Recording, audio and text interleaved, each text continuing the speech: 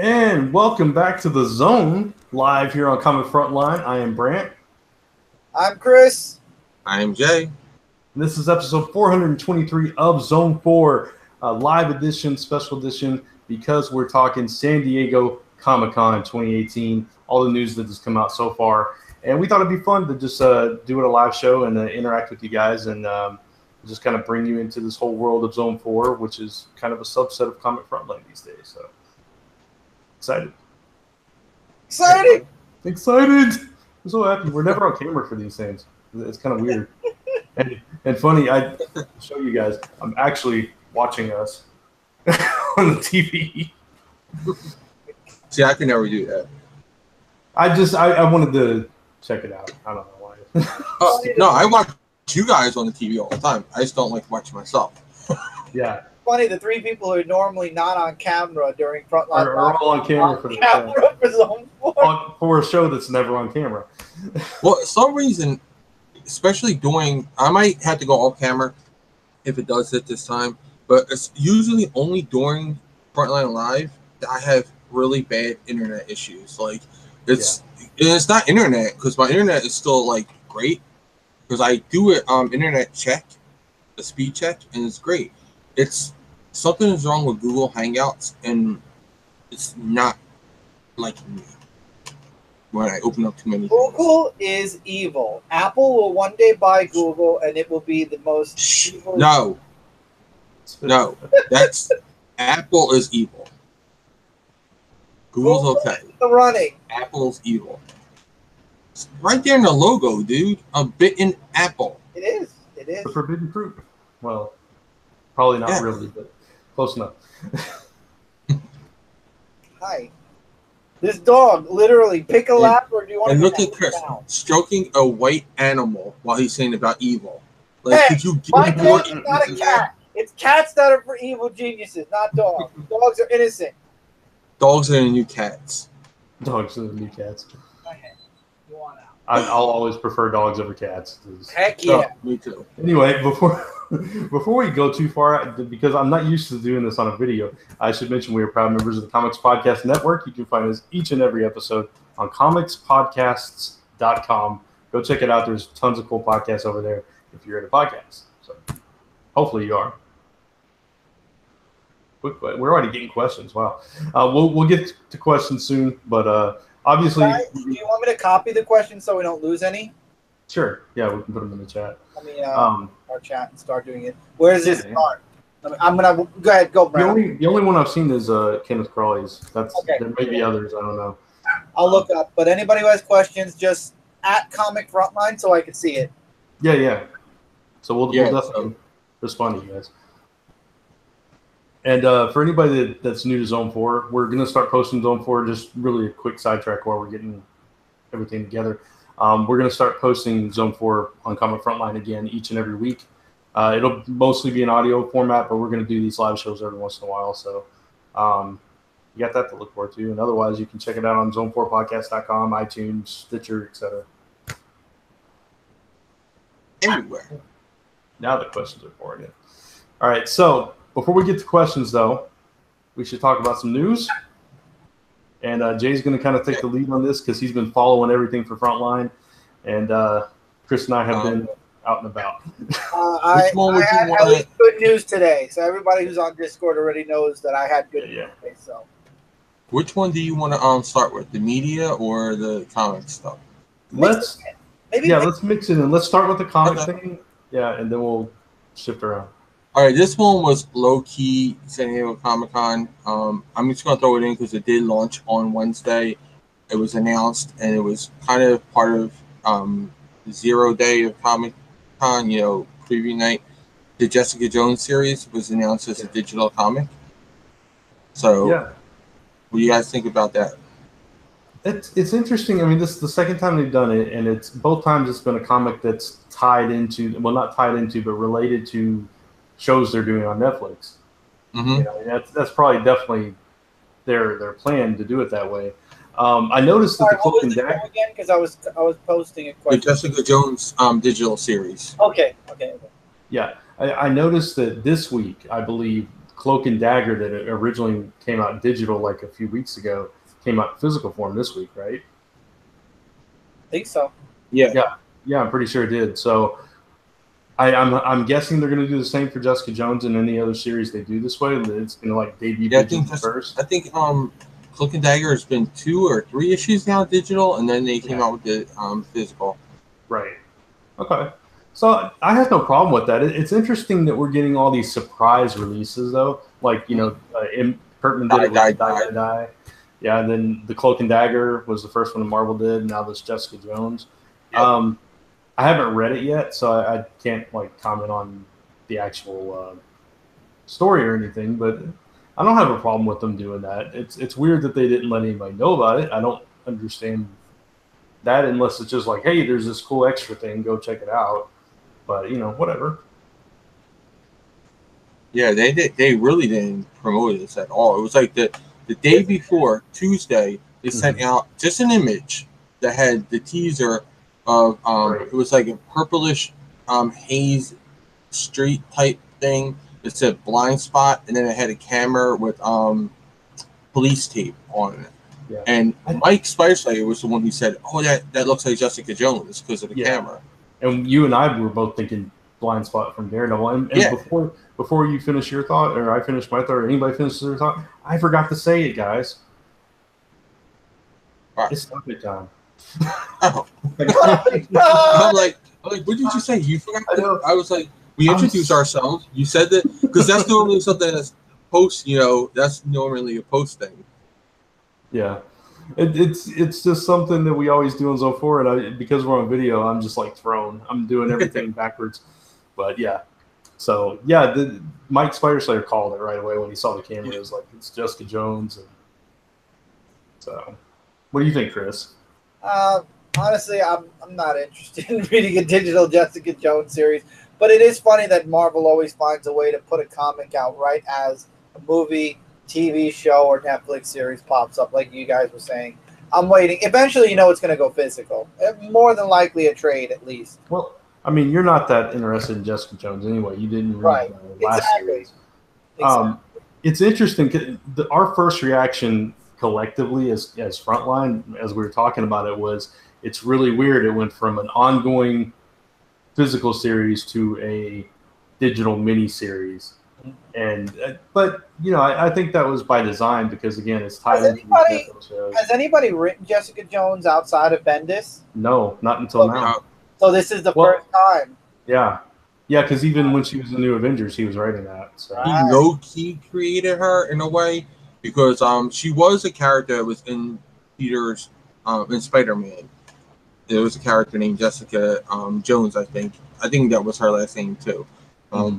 She was just a student at Peter's school, and then he took that idea and ran with it. Made Jewel, gave her the background as being Jewel, gave her the alias investigations, all that stuff. So he essentially created Jessica Jones, even though technically he didn't. He helped build up Luke Cage as well, if you think about it. Well, I mean, he brought Luke Cage back, I think. Yeah, he brought Luke Cage back. He brought Spider-Woman back, the Jessica Drew version. Yeah, he revitalized those characters. He gave them that swift kick in the butt that their fandom needed. Yeah, totally. So, and we're getting a bunch more questions, by the way. Yeah, Tevye, let's just slow down just a wee little. We're going to touch on the Mayday Parker, so we're going to touch on it. I put it in anyway, but yeah, a lot of the questions he's asking are things that we're going to talk about. Yeah. So now this one got me by surprise. The current Aquaman team, I can't think of who it is right now. Oh man, is killing it on that book. I mean, that book is the best. It's been consistently the best it's been in years. Oh really?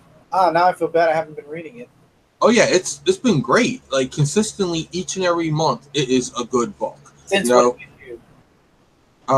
For a while now. A while. Since Rebirth, since right before Rebirth, because that's when the storyline started, and then it carried over into Rebirth with the whole Atlantis trying to become a part of the global I remember that. Yeah. Yeah, and then it went to where Aquaman was dethroned, and they're fighting for Atlantis now. Like that's the story's been really good. So when they announced yesterday that Kelly Sue DeConnick is going to take over Aquaman, I was actually shocked. Yeah, me too. And I think Dan Abnett's writing it right now, I believe. Or he's writing what? Oh yeah, Dan Abnett. Yeah, that's right. Yeah. So I mean, right now, the art is gorgeous right now in the book, and this you got this whole story of there's this king that has taken over Atlantis. I'm telling this for Chris and our viewers that haven't been reading it. That has taken over Atlantis, and they ousted Aquaman, and Aquaman was thought dead, and then he's with the Ninth Tribe, which is like the lowest class in all of Atlantis, and he's brought them up there. They introduced Dolphin. Dolphin. Oh, fantastic! Pre-Flashpoint had a relationship with Aquaman, and it was married to Gar. Yeah. She was married to Gar. They had the baby together. I didn't know that. Yeah. I have issues 29 through 37. Okay. I have that I can read. Everything before that. Okay, it's definitely in there. There's this whole Kingslayer arc that's around issue 35 or so. Okay. Yeah. Well, the latest issue is 37, right? What's that? What's the latest issue that's been out for Aquaman? Was it 37? I don't remember. That might be. I'm not sure. Probably. Okay. Probably, yeah. So, yeah, you got a really decent part of the story then, Chris. But yeah, no, it's really good, and I was shocked by that too, because it's like, why would you take a book that's doing really well? Oh yeah. And what they decided to do with it that you didn't tell about the plot yet, I'm really nervous about it, and I haven't read a whole lot of Kelly Sue DeConnick stuff, but she's the one that wrote the Captain Marvel stuff, right? Yeah. Which has me nervous because that's right. That book never really grabs me. Right. Yeah. It always falls away. It's like, oh, I forgot Captain Marvel was out. It never grabs me. It's never a book that it's like, oh my god, this is a great book. Yeah. True. And so the plot that she's going with for this is that Aquaman washes up on some island and loses his memory and has no idea who he is. And I'm like, really? No. Really? That's where you're going after all this? I was kind of done already with Water Bearer. If anybody remembers that by Peter David, is where Aquaman got his water hand. He lost his memory and had to get it back and all that. And then that's when he remembered he was Aquaman. So and he was marooned on the desert island. So it's really been done before. But the one thing that I do like about it is that they're throwing in gods that no one has believed in for a while. So all the ocean gods, all the gods of the sea are going to be on this island too, because they're forgotten now. So it's like the island of misfit water people, I guess. I don't know what to call it, but and he's going to also deal with issues of his mother. I want to see Merman from Masters of the Universe pop up in. That would be hilarious. I'm a merman. That's first jelly. This is I'll give it a shot, but I don't have high hopes for it. I mean, now that's got me nervous. Wonder Woman's got me nervous, as we talked about Tuesday. And there was another writer that was taking over something. I can't remember what the other book was. Oh yeah, there's a couple. There's going to be a couple of new shakeups this week. Yeah. Because out of the Justice League this year, we're going to have let's see, Superman. Both titles have been changed over to Bendis. Okay. Wonder Woman. Since we're talking about this, we can throw these all in here now. Wonder Woman's getting the new one. We talked about that Tuesday. With what's the names on it? G. Willow Wilson. Yeah, G. Willow Wilson. Let's see. Green Lantern is getting. Oh, it's Morrison's taking over something. Yeah, Morrison is taking over Green Lantern with Liam Sharp. We have Aquaman. That's 4, right? And we have announced today Detective Comics is being taken over by let's see, who's taking over Detective Comics? Tevia, they're not bad writers. I didn't see this about Detective. New creative team for Detective writers is Peter J. Tomasi and Doug Mankey. That one I don't mind. No, Peter J. would be good with Superman. And Superman is a trendsetter, everyone, because tights are back. He's got the trunks back. Yes. Say no to Trunks. They got rid of the Dragon Ball Z character. Damn it! Stop it. They got rid of the outline of Batman's bat symbol that what's his name, Capella created, and they put back on the thing. So it's a classic black and gray costume. It's the gray costume with the black trunks, the black cape, the black bat symbol. That's his new look. His new old look, or his old new look, whatever, however you want to say it. Yeah, one of those. It's something. So fashion aside, that's the only one that doesn't make me nervous. Grant Morrison always makes me nervous on whatever he's on. I thought Grant Morrison said, and he said this when he was in an interview about being part of the magazine Michael was reviewing. Shoot, what was it now? Grant Morrison was probably high at the time. Yeah, because he said, "Oh, I don't want to write comics for a while. I want to be an editor at Heavy Metal." Yeah, I remember that too. Yeah, he probably got offered money. He was like, "Oh, okay, sure." You know, let me just bring out my bong and we'll start again. I'll admit that his Batman run I actually got into when it was Damian and Dick taking over the mantle of Batman. I thought that was a pretty decent run. I forget what Morrison run I enjoyed, but there was a Morrison run. Was it Justice League? Justice League. It was Justice League, yeah. Yeah, I think his DC work, honestly, is much more solid than his Marvel work. Because I think DC's like, yo, we got classic characters, dude. You can't do that. You know? Yeah, put that down. You're not doing that stuff. So, like, you got to play. If you want to play in our playground, you got to play by our rules. And I think Marvel's like, dude, do it. I just think they're like, go ahead, do it. Here, here's some more. Go do some more wherever you want to create. Do whatever you want. I think Morrison feeds off of that, and DC is more like very strict by the rules. I think with their characters, which they should be, because it's their property. But what his take on Green Lantern is going to be is Hal Jordan is now it's going to be the focus of the book. Just Hal Jordan. Good. So it's Green Lantern again. Period. Yeah, it's going to be Green Lantern, and you're not going to have any of the Corps. Not going to be there. Like if you see a member of the Corps, it's going to be someone that either you don't know, or an alien that we haven't seen in a long time. Okay. The emotional spectrum Corps are not going to be in the book. It's going to be just Green. They're still existing. Is there going to be a Corps book at some point? Is it going to be what? A Corps book, a Green Lantern Corps book.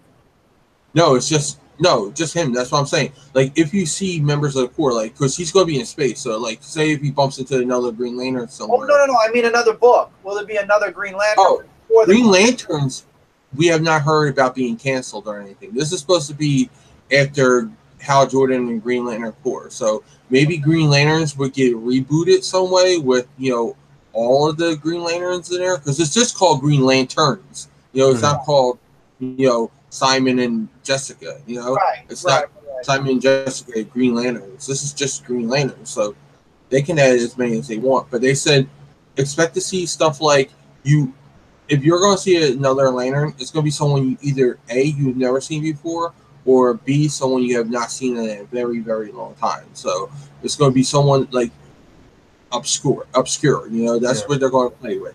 And it's going to be basically a procedural.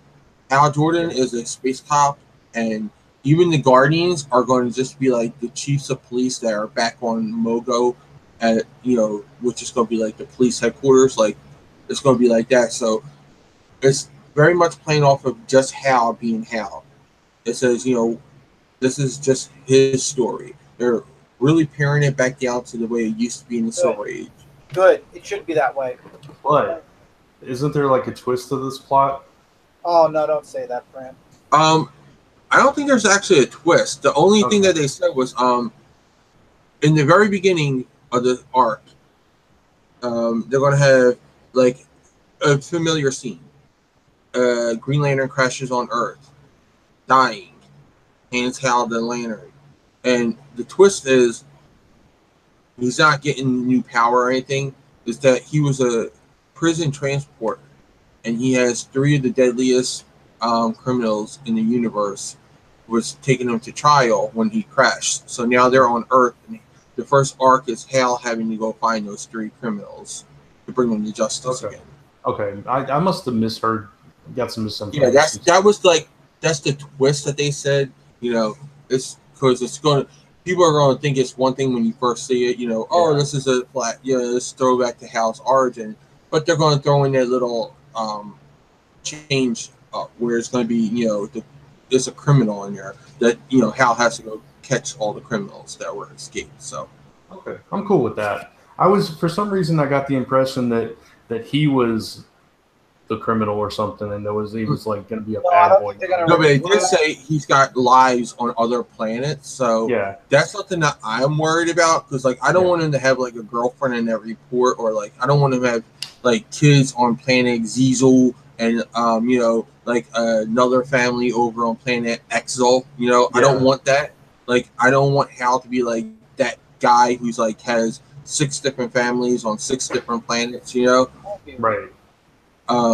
So I hope they don't go too far with that. All they said was he has a life on another. He has a lives on other planets. So it could just be friends. Maybe he has some. Maybe there's another Barry on that planet. That guy who he hangs out with, who is the straight-laced guy. The good guy, and he has a beer with him. Or there could be another Ollie type character. Who's that political guy who he bounces off of, because Hal has those friendships on Earth, so maybe he has those type of friendships on other planets too. So I'm hoping it's friendships. It'd be weird, especially because Power was always his number one, Right. Mm-hmm. Yeah.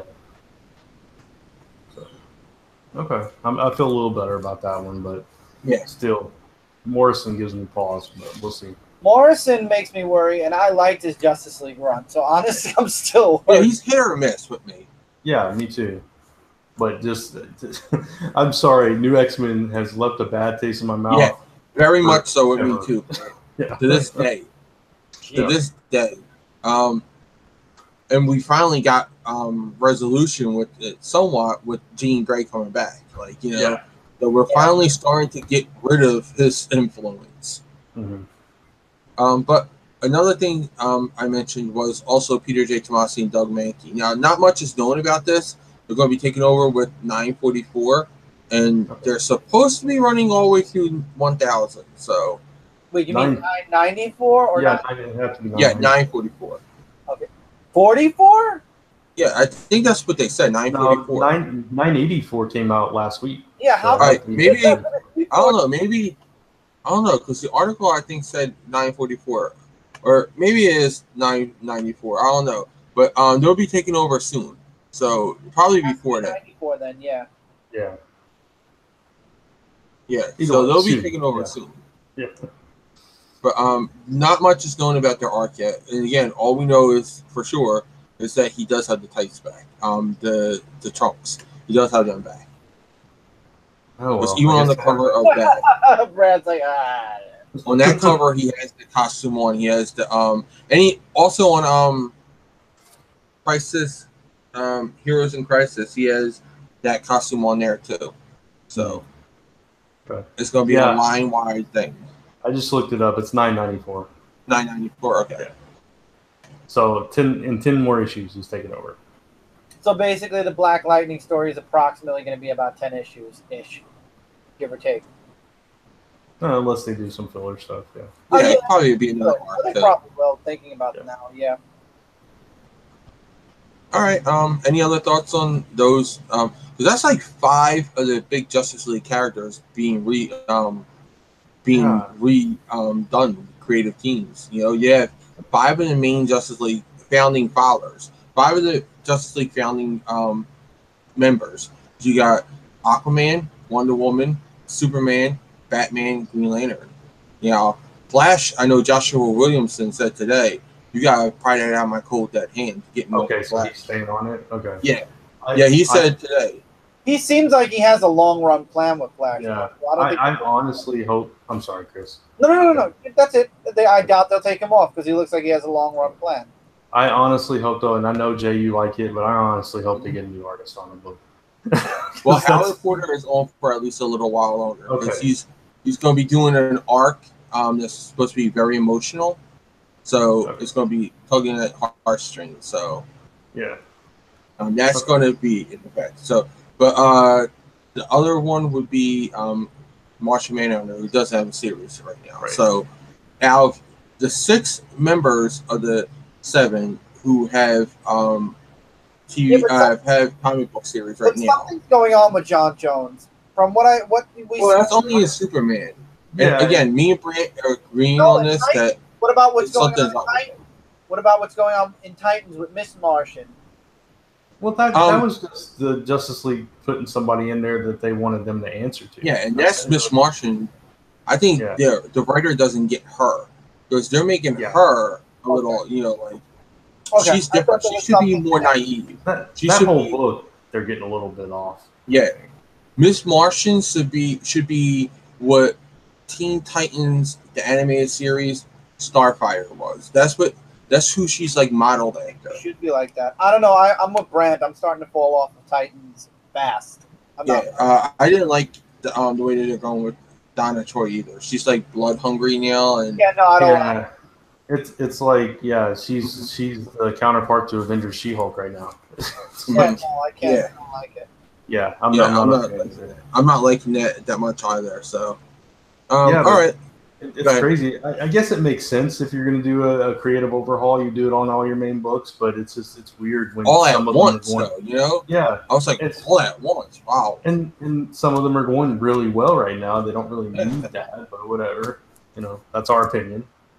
Yeah, plus, a lot of even our viewers on Frontline Live every week, they every month, people are talking about Aquaman. Wonder Woman I can see because they haven't had a solid creative team on there since Rocker left. Like it's been, this is the new creative team for this arc. This is new creative team for 2 arcs. But I've been digging the current arc that was going on, and to see that disrupt. And again, I'm not really she's hit or miss with me too. So she's like the female version of Morrison for me. Yeah, she's hit or miss. Yeah, you and me talked about her Tuesday night in depth. It's like, I feel the same way. You and I feel the same way about Miss Marvel. And that's how she handles it. Yeah, usually we like the same type of thing when it comes to Miss Marvel, and that's her books though. Yeah. So let's do a couple more, and then we'll take a couple of questions. All right. So let's go into some media stuff. All right, this was announced on Wednesday too. Legends of Tomorrow will not be a part of the big crossover event. For some reason, I don't know why. I guess we'll be met tomorrow. We'll find out more tomorrow during the panels. But that's the start of the series getting ready to be canceled, in my opinion. Possibly. Yeah, that's either that or again. Batwoman's going to be. Yeah, well, Batwoman's going to be in this one, right? Yeah. So it could be a more boiled down story that they don't need time travelers for. That's my initial reaction, but it could be what Chris is saying too, that they're They said don't count out the characters from there. They're just not going to cross it over with the show. Remember, Supergirl, the first 2 crossovers did not have an actual part in it. That's true. Yeah. It was just like, hey, guys, I'm here. At the end of her episode, and then that kicked off the thing. So only last year, I think, did they really... Was it last year's? I'm trying to think of how people how is Tomorrow doing? How are they doing in... views? Which one, Legends or all of them? No, Legends, just Legends. Legends has been doing pretty solid, and it's getting better each season. So, yeah, it's I don't know though. I haven't finished the season yet. I've only watched up through the crossover, but I know 2 of the characters left, right? And 2 of the actors left. Yeah. Yeah, and so I don't know. Maybe I don't know what they're thinking, honestly. It's hard to talk about it without having seen the whole season because I don't know where it's at. Plus you got next season they got what's his name coming in, Constantine, who has a cult following. So you're going to get a whole new lifeblood to that series. So those fans are going to come over to that show. So yeah. talking about New Lifeblood, Clone Wars is getting another season. Really? That shocked me. I'm surprised by that. Yeah, I hadn't heard that one. Yeah, Clone Wars is coming back for another season. Okay. How many years that it's been off the air? Since before, what's his name? What was the name of that show? Rebels. So that's like 4 or 5 years now. Kid, that's a long time. Yeah. Yeah, and I'm not sure if it's going to be on Disney XD, which I think it probably will be, More than or Cartoon Network. It should be. Yeah. I mean, that's fine. I mean, it was a good series. I didn't finish it, but I think Rebels actually might have something to do with the bringing it back, because they had the one character, I forget who, was on Rebels. So, like, I think by bringing it back and tying into Rebels, they saw that there was still a fandom for them. So maybe that's why they brought it back, because the show has a lot of fans. Clone Wars was like a very popular TV show. Everybody's saying 2013 was the last year for Clone Wars. Yes, so 5 years ago. Yeah, 5 years. Yep. Okay, that's cool then. Surprising, but cool. All right. So do some questions. Yeah. All right. Yeah. All right. Let's see. Who asked that first one, Chris? Do you remember? That was probably. Sorry, I should have copied it. Okay. Are you guys gonna pick up Batman the Animated Series when it comes out on Blu-ray? Oh, that was K Crawl who said that. Yeah.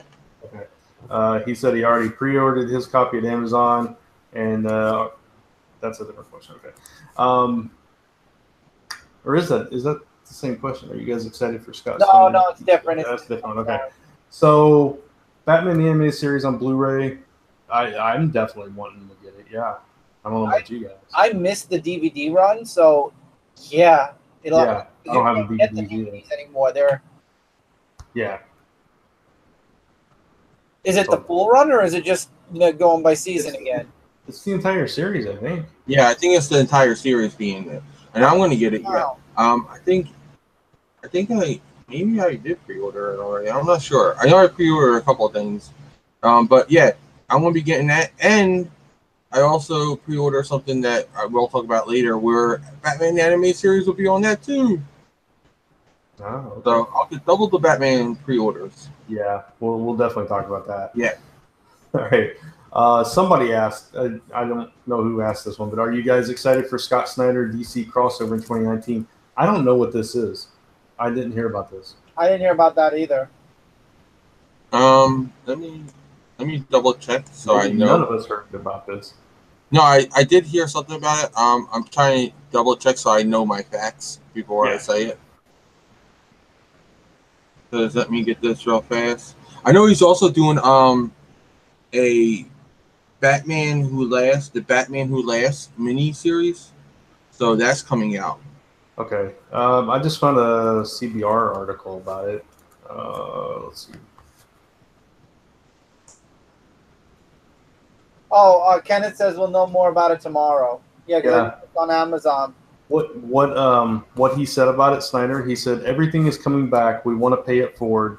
The Omega Titans, Barbados, the Forge, it's all coming back. Everything you read, our goal is to reward. All of it culminates in like a year, in like a metal event. I don't know if I'm supposed to say anything, but I'm saying it. So it's kind of a metal event. Joy. Another metal event. So it's metal part 2. Yeah, if it's Metal Part 2, then no, I'm not excited at all, and I won't be reading it because I hated the first one. So there you go. That's my answer. I'm probably get that digitally. I'm not even going to waste my time wasting space. I honestly never even finished it. I dropped it like halfway through. You didn't need to. The only books that it's impacted so far are Titans, Teen Titans, and Justice League. Well, yeah, and then you got all the characters that spun out of it, but then they weren't really referenced in the main series. So. They weren't. I like what came out of it because Sideways came out of it, and I love Sideways, and there was several of those characters I really got into. But as far as the actual story, it was crappy to me. So, what about you, Jay? Where's Jay? What? What? No, I was just checking out something. The Star Trek Discovery trailer dropped. So Yeah. I was watching that. Oh, okay. I'm sorry. Yeah, No, I knew it dropped. No, I was just asking if you were excited about it because Chris and I are not. I wasn't excited about it the first time around. So just like you're gonna revisit, at least I hope if they do it, they fix the problems that they did with the last one. Stop. I mean, I know Tom Snyder, Scott Snyder. Like, I don't know why I said Tom Snyder. It's Scott his Snyder long-lost brother, Tom. He's a writer, too. Scott Snyder likes to do the science stuff, but don't make it too your science stuff. Like, if you're going to do the thing with science fiction is you have to put a lot of science into it and fiction into it. It has to be that perfect balance. Otherwise, it comes off weird. Like, if you put too much science into it, it comes off weird. You put too much fiction into it, it comes off weird. You know, like you have to have that perfect blending, and he comes off, I think, too much of his science. You know, his fiction, so it comes off a little weird. Legend said, "What's up with the hate for metal?" And for me personally, I felt like that story, the one shots that were before the main mini series, I thought some of those were okay. I thought they were very strong, actually. Yeah, at least 2 or 3 of them. But the actual mini series, I thought was so convoluted, compact, and rushed. It didn't make a whole lot of sense. It wasn't interesting. I didn't feel like the characters were, I don't know, they weren't engaging for me personally. And just the overall story just lost me somewhere. I don't even know. I can't even remember. Have you just asked we're answering why we didn't like metal. Yeah. Really? He's literally just asked, as we're telling you why. Why do you guys, literally, quote, why did you guys hated Dark Knight's metal? We're telling you! Well, that's me. That's my reasoning. I just couldn't get into it at all, and I just dropped it. It was like I'm more middle ground than everyone else. Yeah. Like out of the frontline people, I'm more the middle ground person who I appreciate what he was trying to do, but I think he went about it the wrong way at times. Like I think he went down.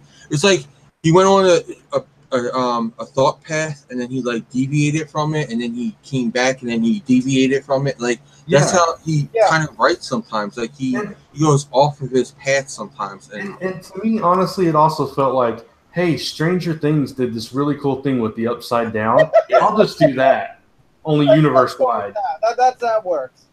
Yeah, that's what it felt like to me. So he lost me. He lost me not even halfway through the main series. Yeah, same. Yeah, I stuck with it, and again, I'm more the middle ground.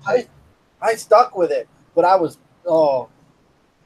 Yeah, but I mean, like you did not like it, Brent did not like it.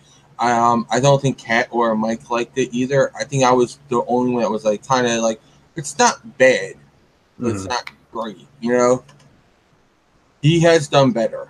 And I think he can do better. Like his Justice League so far is better. Oh yeah. All right, so let's do one more question, and we'll talk about a couple more things. By the way, Debbie asked that question. I was pretty sure that one, the Captain Marvel one. Yeah. Debbie asked, "How do you guys feel about Captain Marvel, aka Billy Batson, and the rest of the Marvel family finally getting a monthly series?" All right, so let's jump into that news piece real fast. Since that's one of the news pieces. Jeff Johns is going to be writing a new Shazam series. This will come out the Wednesday before Thanksgiving. Oh, wow. So, yeah, it's going to come out. That's when the first issue comes out. Same time last year, he came out with Doomsday Clock. So. Oh, don't say that. Which will still be going on until Thanksgiving. Well, I'm just saying, that was like the same. That was the same Wednesday that he came out with Doomsday Clock. It was. And that was a promotional thing that they said about it. That's how they actually promoted it. They were like, Shazam's coming out the same day. Around the same time, because it's not the same day. It changes every year. But it's the Wednesday before Thanksgiving, same time that he came out with Doomsday Clock. And again, Doomsday Clock, I think is more about the art not being done, and because they're not shifting artists. They're not doing anything, and I don't think they gave them enough time to. Draw it, so. Yeah, absolutely. It's we've talked so many times about Doomsday Clock, both here and on Frontline Live. So. Well, I think if anyone could bring Captain Marvel back, especially after what New 52 did to Captain Marvel, Jeff Johns could. Jeff, that's the thing. And just to piggyback real quick, and piggyback. I just want to say Jeff Johns, he's been very forthright about his love for that character too. Yeah, that's one of the characters he really loves. Yeah. Right. So think. And we can touch on this news piece too, because it's kind of connected. We can kind of connect it, 6 degrees of separation. Stargirl series is coming to DC TV. Yes. So this is a character that he created based on his sister. Her name is the same kind of personality as his sister, and Billy Batson dated her in the comic books. So. He has to have love for her. He wrote it. So you have to have love if you're going to let someone date your sister, So he said that before in an interview. He was like, I have to love the character because I'm letting him date a character based on my sister, So it's not like, any schmo is dating. It was like Billy Batson. He actually likes Billy Batson, so. Yeah. I'm excited. I think this will be good. I think this will be a very good series. And hopefully he could fix the few little things that were off with the character with New 52. Yeah. Don't make him douchey anymore. Yeah, exactly. I didn't like that. I didn't like the Damien-esque vibe that he had because he was very much like a Damien brat. Like he was in that ballpark, and he's not. He's supposed to be the good kid all the time. Like even though his life is crappy, Billy Batson's always been positive, and that's like he gets kicked down and he gets up and he smiles. That's who he is. Right. Yeah. No, I'm with Chris on this one. I think this is going to be really good. If anybody's gonna turn that character around and do something good with him, it's going to be Johns. And I'm a big fan of Jeff Johns anyway. To play devil's advocate, Brent, he was also the one who introduced him in the New 52. And that is true. That is true. That is true. So but just that it was on purpose that they changed everybody. Yeah, that's the thing. In New 52, it's different versions of the characters. Yeah, that's what I'm saying. But I just wanted to put that out there that he was the guy who wrote that kind of Billy Batson. Yeah. But again, this is Rebirth, so more true nature of the characters are coming out now. So still looks like the same design though. It's just got the glowy. When you think of the term Rebirth, it's synonymous with Jeff Johns, and he's done great things with that. So I'm on board for this, and to go back to the Stargirl thing, I'm really excited about that too. I loved her when she showed up on TV before. Yeah, Smallville really season 9 and 10, and then last season on DC Legends of Tomorrow. Right, I've loved the way she's been handled, so I'm really excited about that too. So this one sounds more true to the comic book. Where she's the teenage girl who finds the costume of her stepfather and then becomes the superhero, and she inspires the Justice Society of America. So it sounds like they're going to start with that. And Jeff Johns also said, "What, Chris?" I said maybe they'll start a Justice Society then. I was just going to say, Jeff Johns said just because the Justice Society is cameoing in Stargirl, don't rule out a Justice Society of America TV show. So nice. That would be awesome. We might get that out of it too. So I'm okay with that. It's funny. Kate Cross says, hopefully this next live action version of Stargirl is better than Smallville and the Legends of Tomorrow versions. When I just said I really like both those versions. I like that bad version. I was okay. I love the Smallville version. That didn't bother me at all. She did a really good job. I thought so. Yeah. I mean, I don't think any of them had the perfect Courtney vibe to them because they weren't that peppy girl, like know.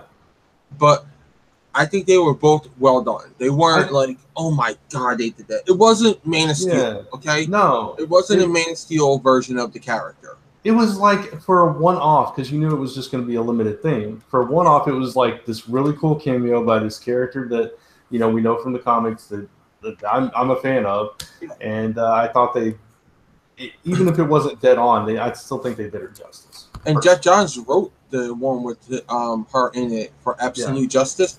He wrote that those 2 Smallville episodes. Nice. He wrote them. So, I don't think he would do, her injustice, Yeah.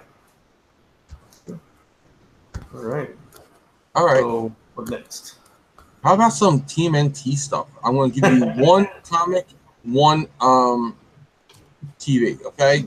Chris disappeared. No. I didn't. I'm sorry, I wasn't in on that one. I'll wait for you, Chris. We'll talk about something else. No, it's fine. It's we were joking about the trailer. He said, "I'm not going to talk about it. I'm not going to." Oh, it's garbage, and but you can talk about the comic. The comics I can talk about. I'm not talking about the garbage that's about to go on TV. Well, we're going to be me and Brant at least will talk about both, and then you can talk about the one. Okay, go ahead. I'm here. There's the trailer and a 5-minute preview. Like a 3-minute preview of the first episode of Teenage Mutant Ninja Turtles. Rise of the Teenage Mutant Ninja Turtles. From the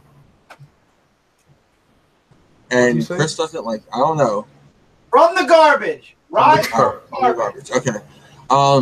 In the extended, in the 5-minute clip, 3-minute clip. Altogether, it's like 5 minutes. Yeah.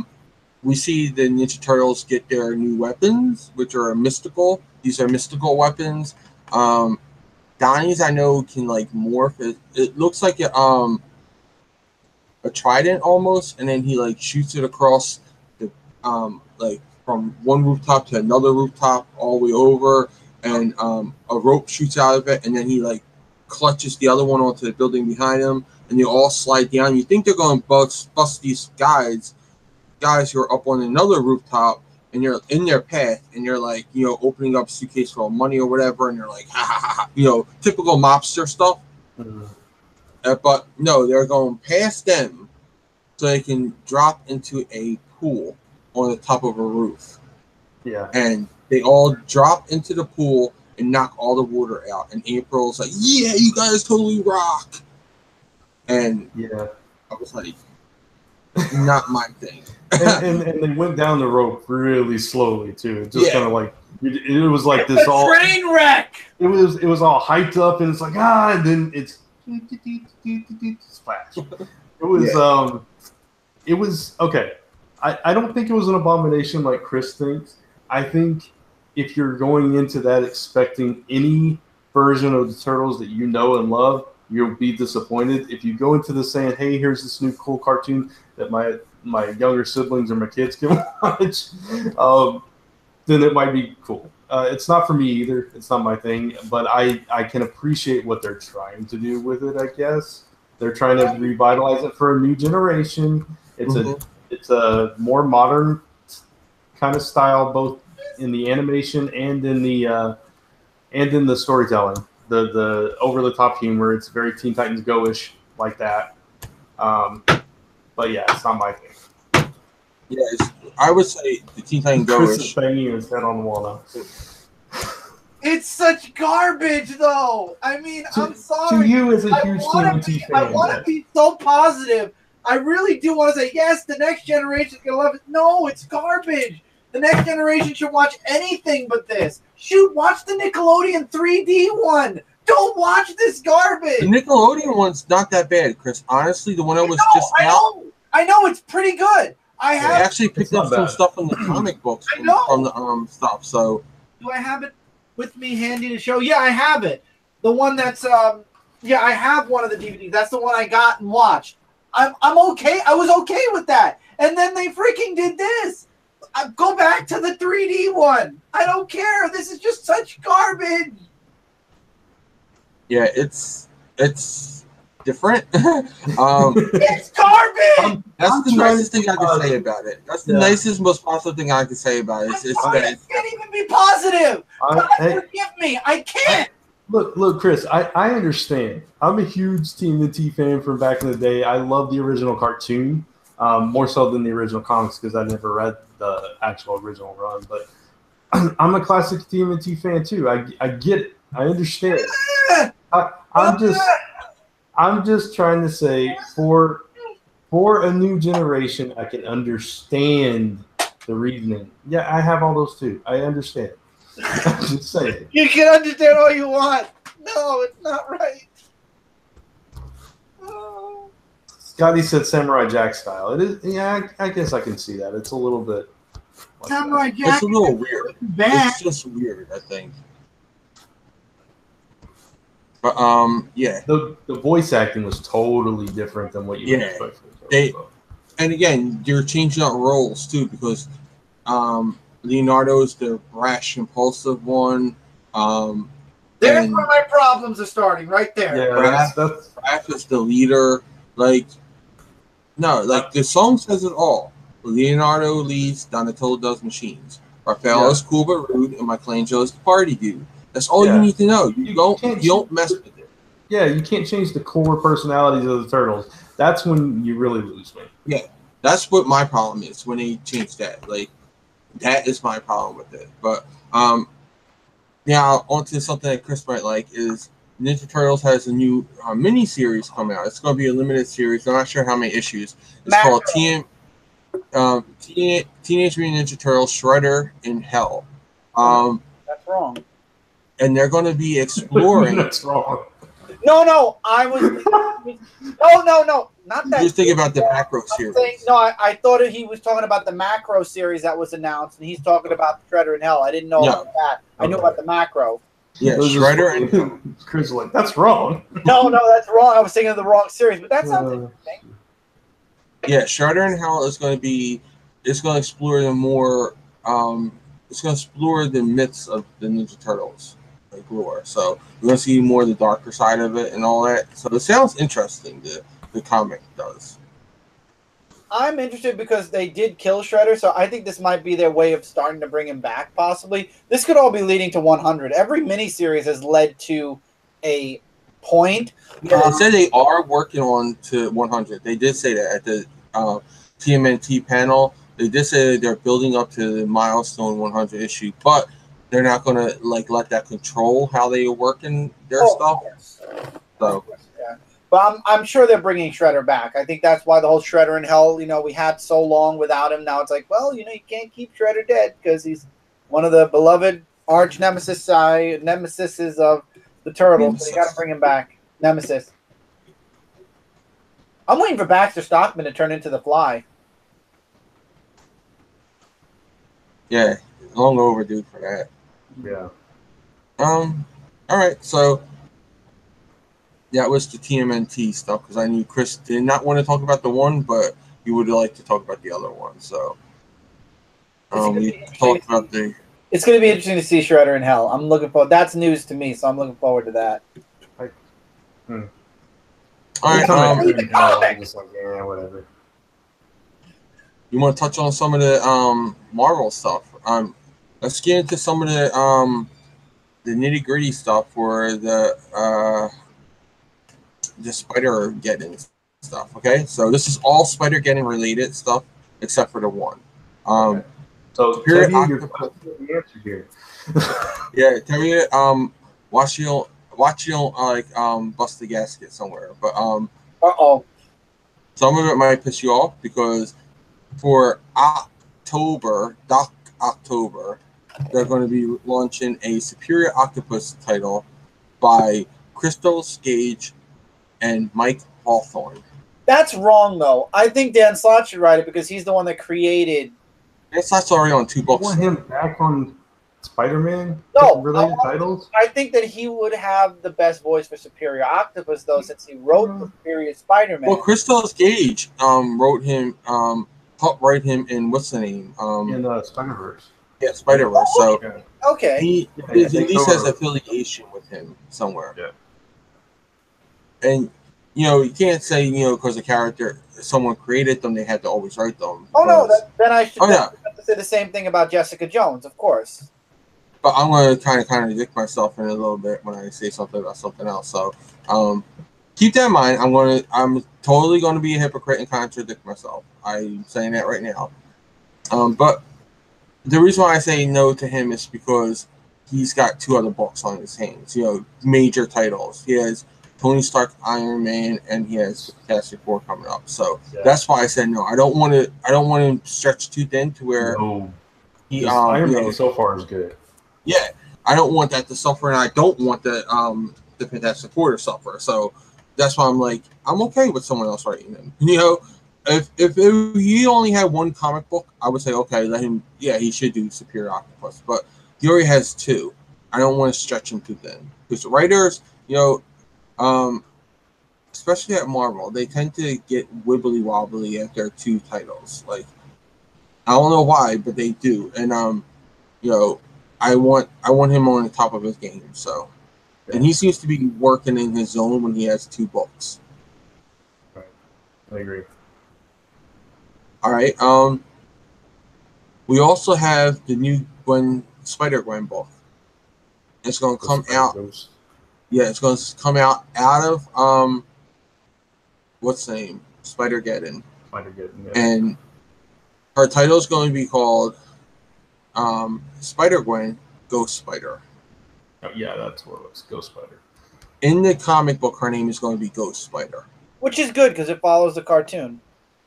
Yeah, and because what they said was she never was named Spider-Gwen in the comic book. That was just, you know, that was because of the cosplay thing. You know, it was Spider-Gwen. Oh, it's Spider-Gwen. Right. So it caught on, and everybody went with that. But in the book, it was Spider-Woman, and we already had Spider-Woman with Jessica Drew. So they were like, why confuse people? Give her Spider-Ghost. Ghost Spider.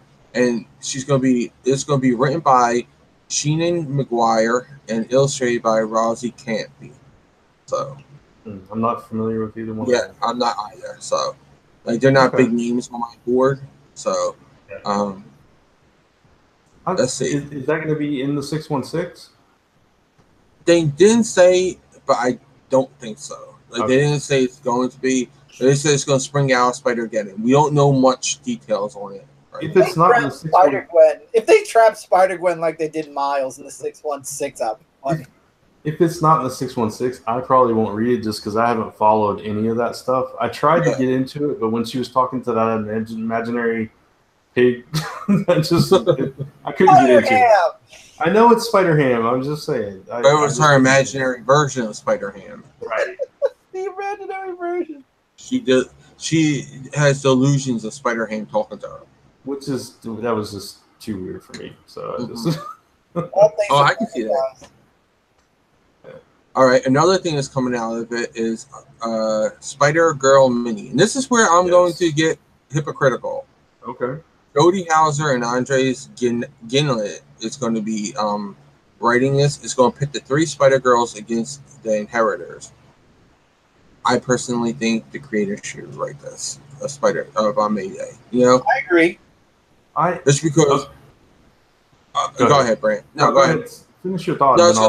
When other people have wrote her in other miniseries, especially with connected to Spider-Verse and all, when they wrote her in Spider-Verse and all, her voice was off. Yeah. And Kat said that too. Like when she was reading, she's like, "That's not what May sounds like." You know, like she was flipping out. So to see her being written by someone else, they had to have that voice. So if they had the voice, fine, great, looks good. But if you don't write it. And by three Spider-Girls, I mean Mayday Parker, Annie Mae Parker. Yes, she's in there. And Arana. Arana, yeah, of course. All I was gonna say was I totally get that where you're coming from with that, but I really, really like Jody Hauser, and I think she's an excellent writer, and I've enjoyed so much of her work that I think she could really get the voice of the characters and do something special with them. So I'm excited for this, even if it is just a 3-issue mini. Oh yeah, she's a good writer. Yeah. But I'm saying, if she doesn't get the voice right, you know, that would be a killer. Because you know, then you'd be like, oh, they should have they should have went back, you know, because every time someone else writes it, they had to call in the original team to fix it somehow. Before they... Yeah. No, I totally understand that. I think we all have, like, characters where we think certain writers should just write that character because other people just... I'm not saying, like, he's the only one who could write it. I'm just saying, like... Just nobody has, from the past, they have not handled her right. Like they just have not done her right. Tom DeFalco had to come back and fix it after Spider-Verse. He had to come back and do that mini, the backup stories. Remember, it was the backup story. He had to do them to fix her because they did a bad job with her. You know, so that's what I'm saying. Like, if they can't do her right, Tom DeFalco should. It's going to probably be called in to do it. So, all right, and then last Spider-Geddon thing is a new miniseries called Spider Force. Oh, I hadn't heard about this one. I had no. It is by dear God, Christopher Priest. When I first heard the title, I was like, "Oh my God! Tell me they're not going to do a Power Ranger Spider-Man," because they were so hardcore talking about the Japanese Spider-Man show on Marvel Live the last 2 days. I'm like, please tell me this is not going to be a thing. Like, I don't want that. Like, as much as I like it for the campiness, it doesn't belong in the comic books. Yeah. But it's not. And it looks actually really interesting. The team. Christopher Priest and Paolo Sequeira have a 3-issue miniseries.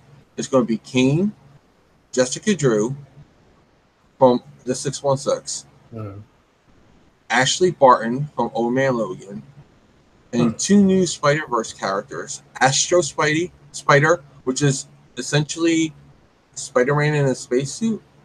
Yep. That's what he looks like. But the one that looks really cool to me is Spider Kid. He's got like the hair sticking out of his head. You can see his hair, but it's like the Spider-Man mask with the big eyes still. He's got short sleeve amalgamation with Spider-Man. No, he has like short sleeves. Let me see if I. Oh, did you send the link to? Yeah, there's a link with a picture. Just click the picture. Yeah, down in the article. Chris went for a be right back. So yeah. But he looks really cool. Like, I want to know who this Spider Kid is. Like, I hope Spider Kid becomes the next Spider Gwen. Yeah, because it looks really freaking cool to me. He does look cool. My concern is it's going to end up being Alpha. No, please don't be Alpha. No, no. That name is not allowed to be mentioned, Brant, in Spider-Man again. No, I agree with you. Yeah, I am worried that they don't have the other Scarlet Spider hasn't been announced in anything yet. Ben, that does have me a little worried as a Ben fan. But I mean, come on, look at that costume, the black and the red, the Nightwing really Eskrima sticks. The Astro Spider is a little weird. I don't get that at all. That doesn't make sense. Yeah. But like I said, he's Spider-Man in a spacesuit, you know. Yeah. And then you have Hawkeye's daughter. You have Spider-Woman Jessica Drew looks like they took her costume, a new costume, but they made it into a real costume instead of a biker costume. I was trying to figure out what looked different about it, and I couldn't place my finger. Just not the sunglasses anymore. She has a real mask again. And her costume doesn't have like the leather jacket type look. It actually looks like it's going to be it's going to be a more modernized version of her old costume. So it's not going to be biker chick Jessica Drew like she was in her series. Yeah. This is going to be, it's similar to that. It looks similar. Again, all we see is like, I guess you want to say how would you say that is the angle, Brant? I want to almost say. Go ahead. I want to say a brush shot. Yeah, like, it kind of is. It's because she's flying at you, and you can only see one of her legs. Yeah, so you can't really see everything. Like, let me see if I can screen share for everybody that hasn't seen it. I gotta pull it out though. Yeah, because the costume looks really, really cool. I think I think this is a great way to bring it back. If you want to bring her back, and that would be a nice way to do it. Let's see. Is it showing? Oh, there we go. Enlarge the picture. Can you guys see that? Can you see it, Jay? I don't know if it's on screen or not. Let me see. Yeah, I don't know if you're on it. Well, we're on whoever's talking, so as long as you're talking and I stay quiet, it will be on there. Okay. Yeah, so that's the image, and you got Jessica Drew down in the bottom left corner. The Spider Kid's on the bottom right, so he does look pretty cool. I'm back. Okay, this is the image, Chris, put it on to Brant, Chris. Put it on Brant. Oh, sorry. Yeah. No, just so everyone can see it there. Brant showing you this is Spider Force, okay? You got in the middle is go ahead, Brant. In the middle you got Kane. On the left you got Astro Spider. On the right you got Ashley Barton. That's Hawkeye's daughter. On the bottom left you've got Jessica Drew, and then on the bottom right is Spider Kid with the costume. He looks like Peter Parker from the Ultimate Universe. He looks really cool. Yeah, he does look. He has the Eskrima sticks. He's got the the hair sticking out. Nightwing. He looks really cool. Yeah, black and red. Nightwing-ish. Yeah.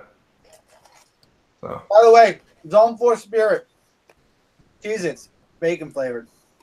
Bacon is and if you looked at the what's the name, Chris, the Spider Woman, she has a new costume. The jacket is gone. The biker jacket look is gone for Jessica Drew. So. Oh, thank God. Yeah, it looks like they took that style though, that design, and they kept the design, but they took away the biker aesthetics to it. Good. So. All right. So And if eating triggers any of our viewers, I'm sorry, but bacon. Anybody read the new book by I believe it's Aftershock, Lost City Explorers. I read the first issue. I haven't read the second one yet. Second one came out this week. By the way, I reviewed it this week for Frontline Reviews. It's over on Frontline.com. Go check that out. It's being optioned for a TV series. Oh, really? Yeah, I can see that. That's cool. Mm-hmm.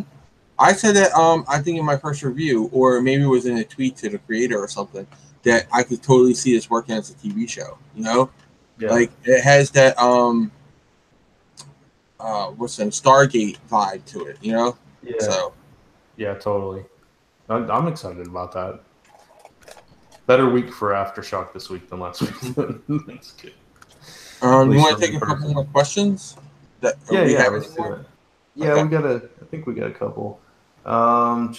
We already answered that one from Tevia. What do you think about Doomsday Clock by Jeff Johns and Gary Frank? I wish it was coming out faster. I wish to tell you, we haven't really read much. Yeah, that's the problem. It's because by the time we get to it, we've forgotten what happens in the last issue. And both me and Jay have been going back and rereading it to catch up when the new issue comes out. Well, good thing you don't need to this one. Yeah. This one's going to be a mime and marionette. Well, that's good. Book. So it's going to be just like what they did with what's the name? Rorschach. New Rorschach. Yeah, Rorschach. We're going to find out about mime and marionette. Which I think is fine because it's fine if it's monthly. It just hurts that it's every 2 months. Yeah, when you wait 2 months, then you get basically. So essentially, we got to wait 4 months for the next part of the story. Yeah. So it's a little annoying the pacing of it because of that. I mean, the pacing of the shipping of it. Yeah. Again, the script is probably already written. A year ago, when it was launched, the scripts were probably already written, and the art is just coming in, and it's hard. You can't change up your story in the middle of it because then you may have that lackluster thing. Exactly. But overall, I've enjoyed the actual story once I've read it all together. So far. Let's see. I believe Scotty. Yeah, I think it's Scotty's too. Yeah, I believe Scotty asked this. For anyone on the panel, is there a particular announcement that hasn't happened yet that you're hoping to hear for this year's show? That's an interesting question.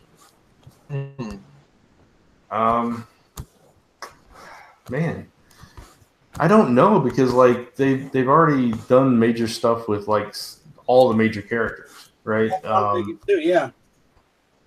And we know we're not going to hear a whole bunch about the movie stuff. It's at least not from Marvel. They don't have. Yeah, Marvel has no movie presence there. Yeah. This year they're not doing the Hall H. I would say the CW TV shows. I want to hear more about the crossover, because they normally give us information on that, and I want to know if Tyler Hoechlin will come back for Superman and Supergirl this year. Yeah, that's good. What about you, Chris? Anything you're hoping to hear about? Honestly, we everything I cared about. We talked about Turtles. That's really it. No, I don't know what to expect. Mostly New York Comic Con is where I get a lot of the stuff that I'm waiting for. Yeah. It's like my big thing is Spider-Man stuff, and we just talked about that stuff. Well, San Diego is very movie TV heavy. That's why I say New York Comic Con, because that's what they start talking about. Well, next year this is what we're doing. Yeah, but again, Marvel's not doing any other movie stuff at San Diego anymore. So. Yeah, I think Marvel. I think Disney was like, "Yo, dude, like, why are you doing that at San Diego Comic Con? We have this thing called D23 every other year. Yeah. Bring those people to our event and do it there." So, because last year what they did at D23 was they showed all their stuff, and then it was like, "All right, we're doing San Diego Comic Con. We're going to just show you everything we already did at D23." So it was like, I think like a week later or something, they did the same exact thing. Yeah, I'm like, that sucks. I guess I would love to hear that Darkhawk's getting an ongoing series. Outside of that, I don't know what else I would really want that we haven't. Power Rangers. I would like to hear some Power Ranger stuff. Yeah, you guys would. Man. Well, we did get that one piece that the shorts that Bat in the Sun will be doing. Yeah, we're going to talk about that. You want to throw that in there now? Yeah, go ahead. You guys can talk all right, about that. So Bat in the Sun is going to be doing a short movie. It's based off of the because if anybody doesn't know, a couple of weeks ago, Street Fighter became a part of Power Rangers Legacy Wars. It was like a special add-in or something like that. I don't know the gaming terminology for it. Sorry, I'm not a gamer. But they added them onto it, so they were playable characters in there. And now they're going crossover with Power Rangers. Jason David Frank is going to be in this. Ryu is going to be a Power Ranger. What happens, and this is what they say. This was the press release that they gave. The iconic Street Fighter character Ryu is crossing over to the Power Rangers realm as a new addition to the Power Rangers and Power Rangers Legacy Wars mobile game from Enway and Lionsgate. Announced at San Diego Comic-Con by Enway, Hasbro, Capcom Company Limited, and Lionsgate, Ryu Ranger allows players to wield the gravitational... You guys can probably say this better than me, but it's gravitational Hadouken blasting. Hadouken. Okay, shuriken striking powers of Ryu in Power Rangers form in Power Ranger form as a new character. So you're actually going to get him also in Legacy Wars, but there's going to be a mini movie presented by Bat in the Sun. That's the same people who did the Ranger what's it called? They did the Valiant Universe. They did they did the Valiant Universe, but they became more for a superpower beatdown. That's it. Mm-hmm. Versus series, yeah. Yeah. To tell the story of Ryu Ranger, Enway, Hasbro, and Lionsgate partner with Qualcomm, G Fuel, and the fan favorite production company Bat in the Sun, famous for a superpower beatdown, to produce the short film Power Rangers Legacy Wars Street Fighter Showdown. That's a long name for a short movie. And they used all the actors they had for previous beatdowns. Like Ryu, they brought the guy that plays Ryu, they brought him back. Obviously, Jason David Frank, who actually worked really well with them, he came back. I think Chun-Li, she was also Chun-Li when they did Power Beatdown, and Bison. They also brought him back. So it's cool that they got all the characters that everybody knows from previous verses. Yeah, the full-length short film will be released in the fall. In addition to the video, because there's a trailer up, the partnership group will also be hosting an in-game Power Rangers Legacy Wars tournament at San Diego Comic-Con and giving their real-world prizes, including Razer phones powered by Qualcomm, Snapdragon mobile platform, and Power Rangers G Fuel shakers. What he's going to be getting his own power coin. He gets in the trailer. And what's it called? I want to make sure I get the name of it. I want to be able to buy that coin. It looks freaking awesome. Yeah. Here it goes. It says, after he and his friends were sucked into the morphing grid, Ryu was presented with his own Crimson Hawk power coin, allowing him to morph into Ryu Ranger and team up with the Power Rangers to take on the deadly duo of M. Bison and Rita Repulsa. They couldn't think of something more original than Ryu Ranger? I think it's a nod to the fact that, the Mighty Morphin Power Ranger, the Red Mighty Morphin Power Ranger's name in Sentai was Ryu, so... Oh, okay. I think that's why they're doing it. It's like a nod. He's Ryu, and they're like, oh, well, we got this Mighty Morphin Power Rangers, because Jason David Frank's there. So I think that was a nod to... So he's Crimson Hawk Power Coin. That's the name of the Power Coin. With the power of Hido, Ryu Rangers... Did you say PowerPoint? It says combining his Crimson Hawk Power Coin with the power of Hido, or Hado... Hido. Ryu Ranger's Hidoken takes the shape of the Hawk, lifting his opponents into the air, and his Tatsumaki uses the strength of a hawk's wings to trap his opponents. So that's how it's going to be played in the game. I want to see what his form looks like. Oh, God. His morph form. I want to see what it looks like. You didn't see it? They shared a picture of it. No, I didn't get to see. Let me look it up real fast. I didn't get to see. Really cool.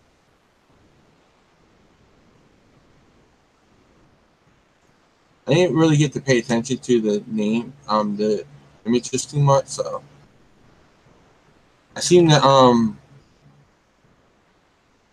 Okay. Looks cool, I see right? it. Brand's sitting there like, are we done yet? Brand's like, I have no idea what you're talking about. I'm going to let her during this particular conversation, so I'm good. Yeah, it looks pretty cool. So okay. It looks pretty cool. So let me delete that one from this list of things that we can talk about. You want to go back in time a little bit? Sure. Because we have the GoBots are coming back in October to IDW. That's interesting, considering, of course, IDW publishes the Transformers comics, at least for now. That they're going to their competitor, their competition, if you can even call GoBots competition for Transformers. I didn't even remember who GoBots were until I went and looked it up, and I was like, oh. Really? Psykill, Leader One. GoBots came out first. GoBots was actually the first ones that came out. Then Transformers came out. Well, wait. Did GoBots come out first in Japan? No, in America too. Oh, okay. They were out in both places first. GoBots. Okay. That's what I was questioning, because there's a whole debate about Pokemon coming out before Digimon, but in reality, Digimon came out first in Japan. Yeah. And anybody that wants to know more about it, there's actually a Transformers episode of the Toys That Made You on Netflix. Go check it out, because they reference GoBots and all that stuff and where the ideas from the Transformers and all that came from. But I was the GoBots too, because I mean, kids, you buy whatever. I had them too. Cool.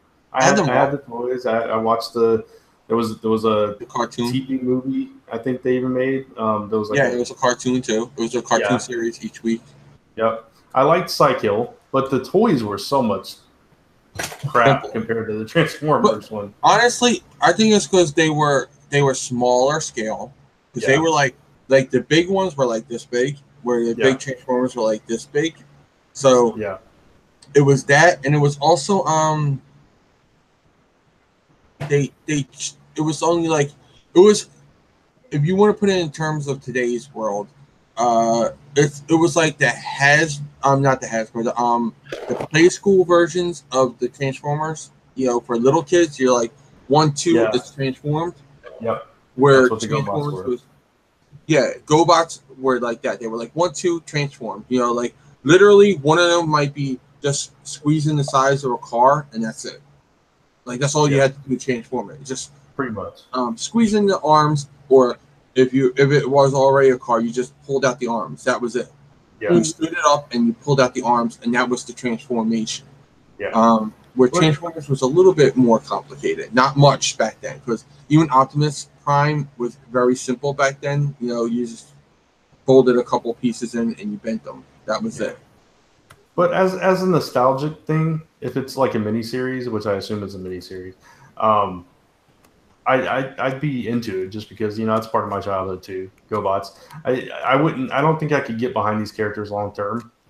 But you know, you still had your classic thing. It was instead of Optimus, you had Leader 1. Instead of Megatron or Starscream, you had Psycho, which was kind of a combination of those two in a weird way. But no, I mean it's neat. But the most interesting thing about it to me is that IDW is the one publishing it, because that's like, okay, is it just because they've done really well with Transformers, because it's the same people behind Transformers versus G.I. Joe that are actually working on it, or is it because, as we've been talking about, kind of what is going to happen? Are they losing the license? They were very careful, even at the panel, because Kat was at that panel. Yeah, they did not mention if it was the end of the universe or not. Like if it was actually ending their run, like if they were not going to carry it anymore. Like, I'm like, just freaking say it one way or the other. Tell us. I hate that. It was driving me crazy. And if they do lose it, are they losing all the Hasbro stuff? So it's kind of, that's the big thing. Like, you know. It's going to be interesting to see how that unfolds. I'm sure we'll learn more come New York Comic Con about that if they're not saying anything here.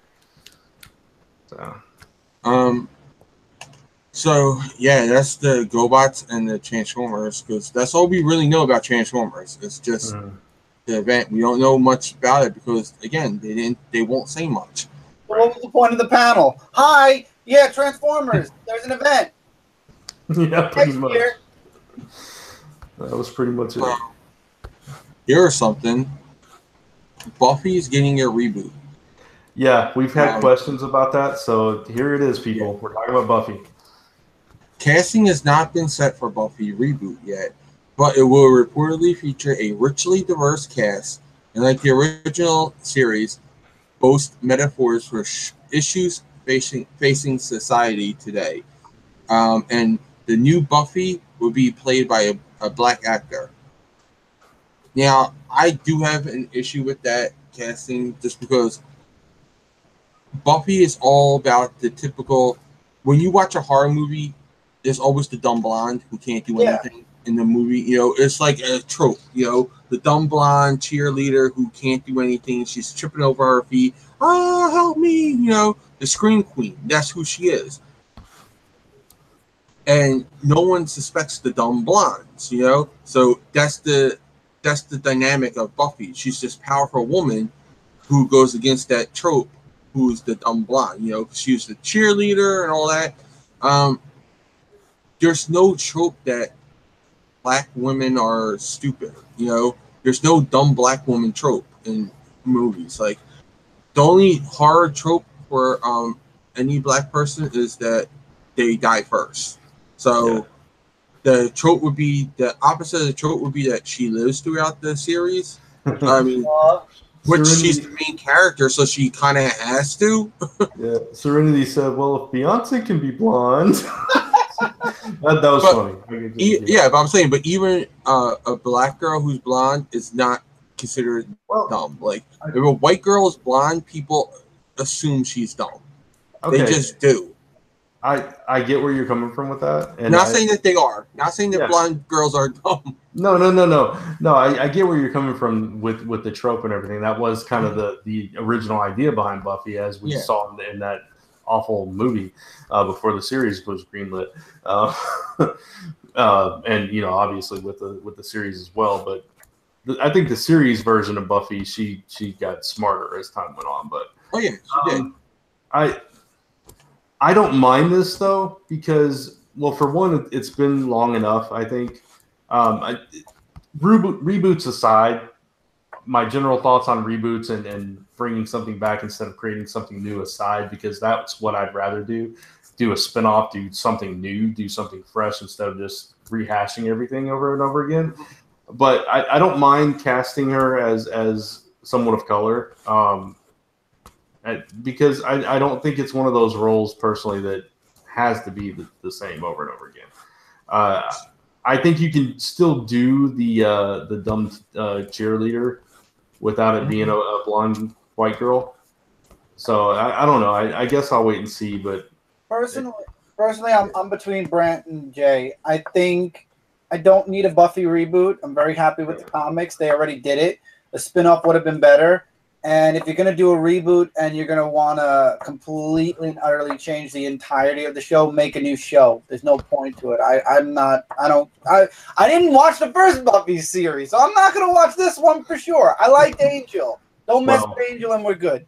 A lot of people like Buffy, though. I know. Yeah. And I'm sure a lot of people are upset and a lot of people are happy and a lot of people are in the middle ground. For me, I just think it should have been left to the comics now. I don't mind a reboot of it. That's the weird thing. Yeah, sorry, Jay. Go ahead.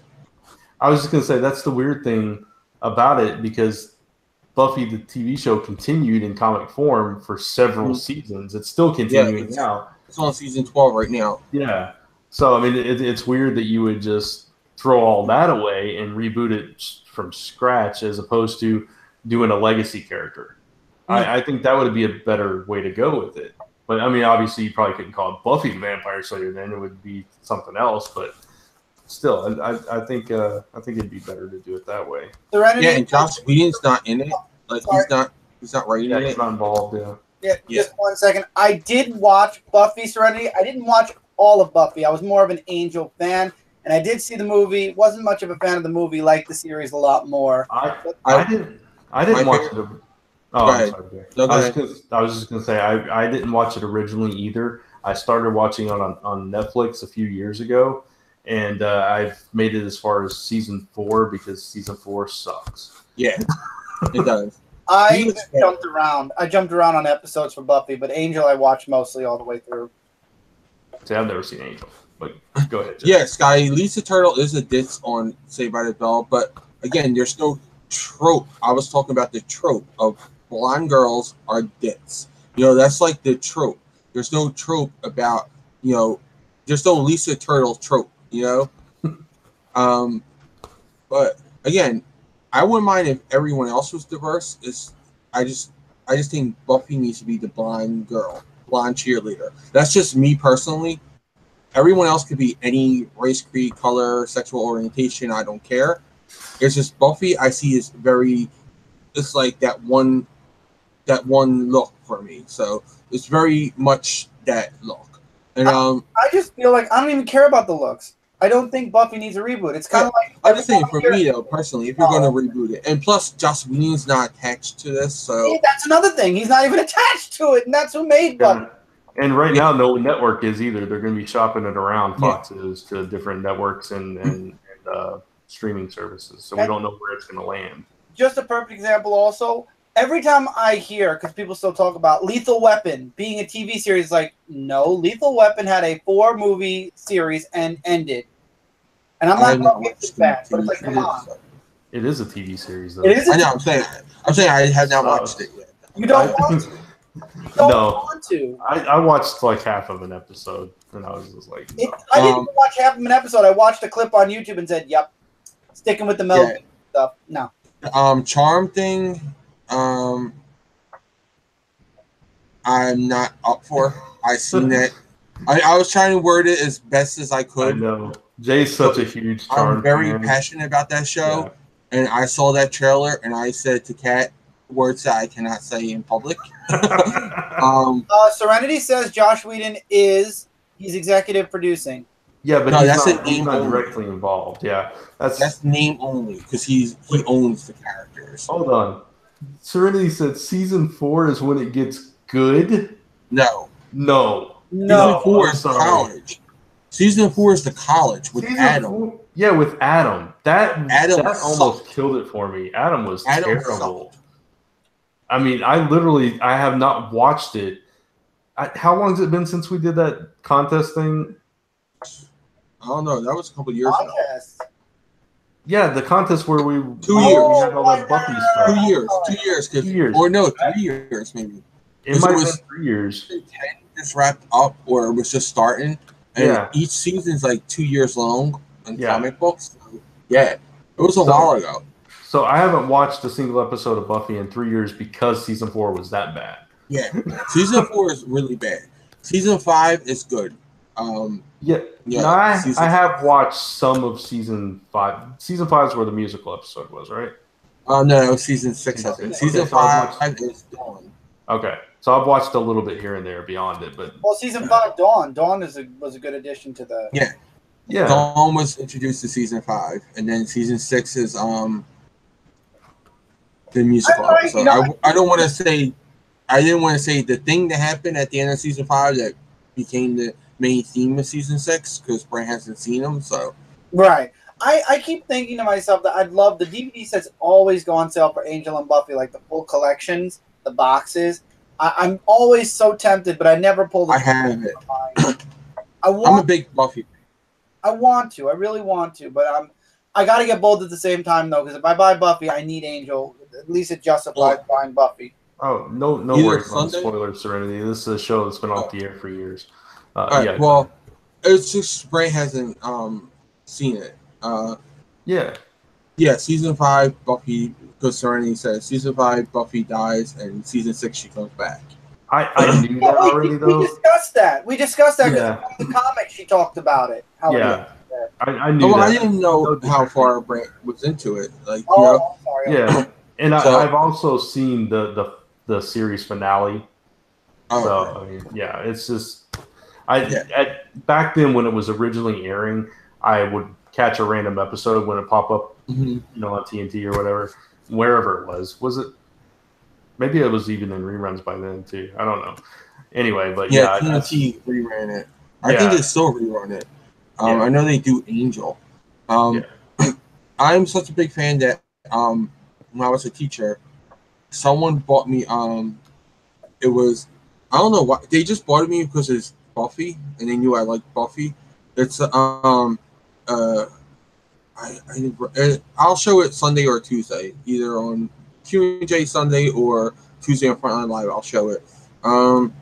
It's like this steak. It's like a Buffy steak. It's like made out of like a metal type thing. It has a little Buffy the Vampire Slayer logo on it, and it holds incense. Like, you can put them in there. But I just have it sitting there like as a display because it's like a spike, like, a steak that she uses to kill people with. But it's like made out of a resin or something like that. So, like, someone gave it to me because they knew I was a big fan of it. Yeah, I don't see the need to reboot so many shows that were so successful in the 90s and even earlier. It's just, come on, get some everything old because everything's being rebooted, Chris. I know everything, even video games. They've got Super Nintendo and Nintendo Minis where you can play every single game that was from our childhood. Apparently, that's. Well, I wouldn't say that's a reboot. That's just bringing it back. It's bringing it retro. Yeah, that's just revisiting. Like, they're saying about Magnum PI doesn't need to get done. I like Hawaii Five-O, the new Hawaii Five-O. So it is good. I'm behind on it now, but I watched. I like Hawaii Five-O. Someone mentioned the Buffy movie. I just want to say real fast before we move on from this. My favorite part of that movie is the when the guy gets stabbed and he's like,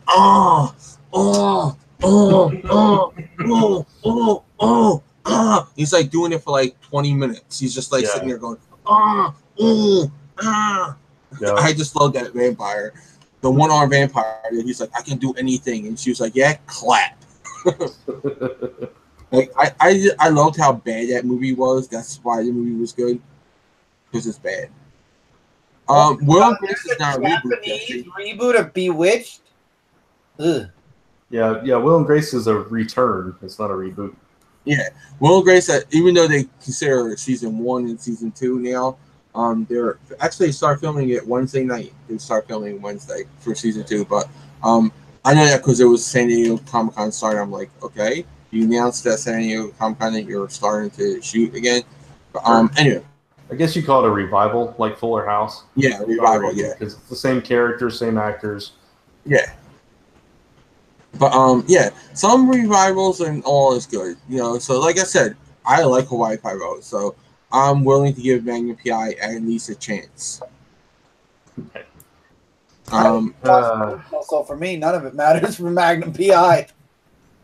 And I'm honestly, because we mentioned this before, Reboot, the cartoon that got rebooted, I kind of like that. It's on Netflix. I haven't finished watching it because I have so much on my my stuff that I have to watch. But what I've seen so far of it, I liked it. You talking about the Guardian Code thing? Yeah. Well, I never watched the cartoon though, so I'm saying I've never watched the cartoon. So Tevia literally just commented. Yeah, what about that awful reboot, That's the Guardian Code, in big letters? I didn't like the cartoon, and I liked what I saw of the trailer for the Guardian thing even less. So that's just not my thing, I guess. I guess because maybe I'm a Power Ranger fan too. That's why I like it. So, that makes sense. All right, so the Buffy thing is done. Real fast news: Cloak and Dagger got renewed for the next season. I think that was a no-brainer, honestly, for me anyway. Like they don't have that much on Freeform, and Freeform's owned by Disney, and Disney owns Marvel, so yeah, they're gonna renew that. I wouldn't be surprised if it gets a 3rd and 4th season too. Mm-hmm. All right, here's what I'm gonna have to go onto the link for. So give me a second to get this link up. Because there's something. Go ahead. Okay, I was just gonna answer a question while you're doing that real quick. Let's see. This is Scotty again. Robert Kirkman says that Invincible will be as violent as the comic. I'm not too familiar with the comic, but I know it's ultra violent. Will that be one of the most violent cartoons ever? No. No. There's been much more violent. Watch the HBO Spawn cartoon. Oh yeah, I didn't even think of that, bro. There's been many more bloody and violent. Yeah. Watch Heavy Metal and graphic. In Invincible, there are some bloody moments in it. I would say it would be the bloodiest. I would say it would be the most bloodiest superhero cartoon. Yeah. Well, I mean, Spawn's technically Spawn's anti. I think I consider him anti-hero. So yeah. And plus, that was made for adults. Yeah. Yeah, there was a lot of sex in that. Invincible has some graphic stuff happen, but nothing on that level. It's not. There's blood and there's some very intense things that happen if they go there, but I wouldn't call it gory necessarily. Yeah, I wouldn't either. I think Walking Dead's more gory than Invincible. I mean, Spawn was very gory. Yeah. Spawn was definitely that might be the most violent cartoon based on a comic book ever. Yeah. I watched that during high school. I think it was on HBO. Except for unless you want to talk about some Japanese stuff, then which I think Spawn kind of got inspired by. That's what makes me laugh, though. In Japan, for kids' cartoons, they have nudity, they have cursing, they have the eye thing, they have the middle finger. They got everything in the cartoon. Kids watch it. America? No. But you want to know what else is funny? It's that America doesn't have it because they're afraid that America is going to be more delinquent than we already are. Okay. Deviant and delinquent. But this is why uncut DVDs are the way to go. But Japan is actually more conservative than America is. This is true. Yeah, it's a really weird dichotomy. We invented the word hentai to mean. Well, we interpreted the word hentai to mean porn, anime porn, but actually hentai just means pervert. That's what the word hentai means. Everybody, good on you. They don't have hentai in Japan, really. That's made for American audiences. There's a YouTuber. There's a YouTuber on it. I forget what his name is. I think it's like that Japanese guy or something like that. And he lives in Japan, and he does these little shows where he interviews people on the street. Does the man on the street thing, and he's like, "What does hentai mean?" And they were like, pervert, because that's what the real word means. And she was like, it's like when you're perverted, And he was like, how about porn? And he was like, they were like, what? And then he was like, cartoon porn, and all that. And he was like, you don't have that. like, because in Japan, like, even that kind of stuff, you can't show things. Like, their stuff is very covered up. So, like, that's what I'm saying. Like, it's very weird that the culture that allows that to be shown and, like, blood and all that, it's very conservative. So I think that's a great dynamic with their culture. In Japanese porn, they actually do censor out all of... That's what I was just saying. They cover stuff. Exactly. Like, in reality, they'll censor it all out. But the cartoons... But they're... Hentai is mainly made for American audience. Exactly. Or the global audience. We're the bad guys here. Chris knows this from personal experience. No, Chris knows this because he knows Japanese and he knows Japan. Hello, anime. Hi, nice to meet you. What's that got to do with the porn? All right. It's in the freaking culture. Okay. Anyway, right. Let's Where's it trying to point out that I watch Japanese porn now? Okay. DC Inc. and DC Zoom have announced some of the titles. So here are the titles for the Inc. imprint, which are going to be Mera Tidebreaker, April 2019, written by Danielle Page, illustrated by Stephen Byrne. Under the Moon, A Catwoman Tale, May 2019, written by Lauren Myracle and illustrated by Isaac Goodhart. Harley Quinn Breaking Glass, June 2019, written by Mariko Tamaki, illustrated by Steve Pugh. Teen Titans Raven, July 2019, written by Cami Garcia, illustrated by Gabriella Piccolo. Batman Nightwalker, August 2019. Adapted by Stuart Moore and Marie Lu's prose novel for the DC Icon series and illustrated by Chris Wildgoose. Dick Grayson Carnival, written by Michael Morrissey. Gotham High, written by Melissa De La Cruz, illustrated by Thomas Pitilli. Now, I'm going to stop right here because the Gotham High is not Gotham Academy. I'm going to be so freaking pissed. Yeah, that's what I was thinking. I am going to be so freaking pissed if I do not see Gotham Academy people in there. I will just tune into that episode of Frontline Live, okay? Yeah. Now, let me ask you something, Jay. What are these imprints supposed to be? Because I've not even heard of Ink and Zoom. One is for Ink is for the young adult, and Zoom is for the middle age. So it's like the middle school kids. Right. Okay. So it's kind of like the tweens and the teens. Okay. Gotcha. So the young adult novels are Ink. That's why I was reading it. We have Oracle Rising by Mariki Nijakamp. Shadow of the Batgirl, which is going to star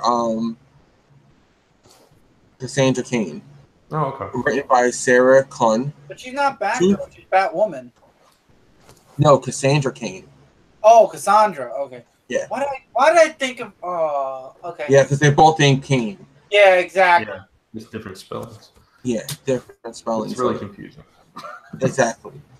There's Truth so and Consequences. Family kids now. It's not even funny. A working title, Truth or Consequences, a Jack Hyde story, which is going to be about Aqualad, written by Alex Sanchez. That story is just up in the air right now. The title of it. Wonder Woman, Tempest Tossed, written by Lori Halse Anderson. Wonder Woman, Warbringer, adapted by Louise Simonson. I thought that was Black Label, Warbringer. No, it's Ink. Okay. From Lee Bardugo's prose novel for the DC Icon series. Okay. Now Zoom. We're going to have Super Sons, The Polar Shield Project, April 2019, written by Ridley Pearson and illustrated by Ili Gonzalez. So a volume 3 for sure. Huh? Well, volume 3 of Super Sons for sure. No, this is just a like graphic novel. These are all graphic novels. Okay, I'm sorry. Go ahead. I'm sorry. Yeah, these are just graphic novels that are going to be put out. Like this is for the tween age, so like the the kids who are like between the ages of 12 and 13 or something like that. Like, you know, between the ages of 10 and like 14 maybe. Like that's the age group that they're going for. So these are more for younger kids. Superhero Girl, Spaced Out, May 2019.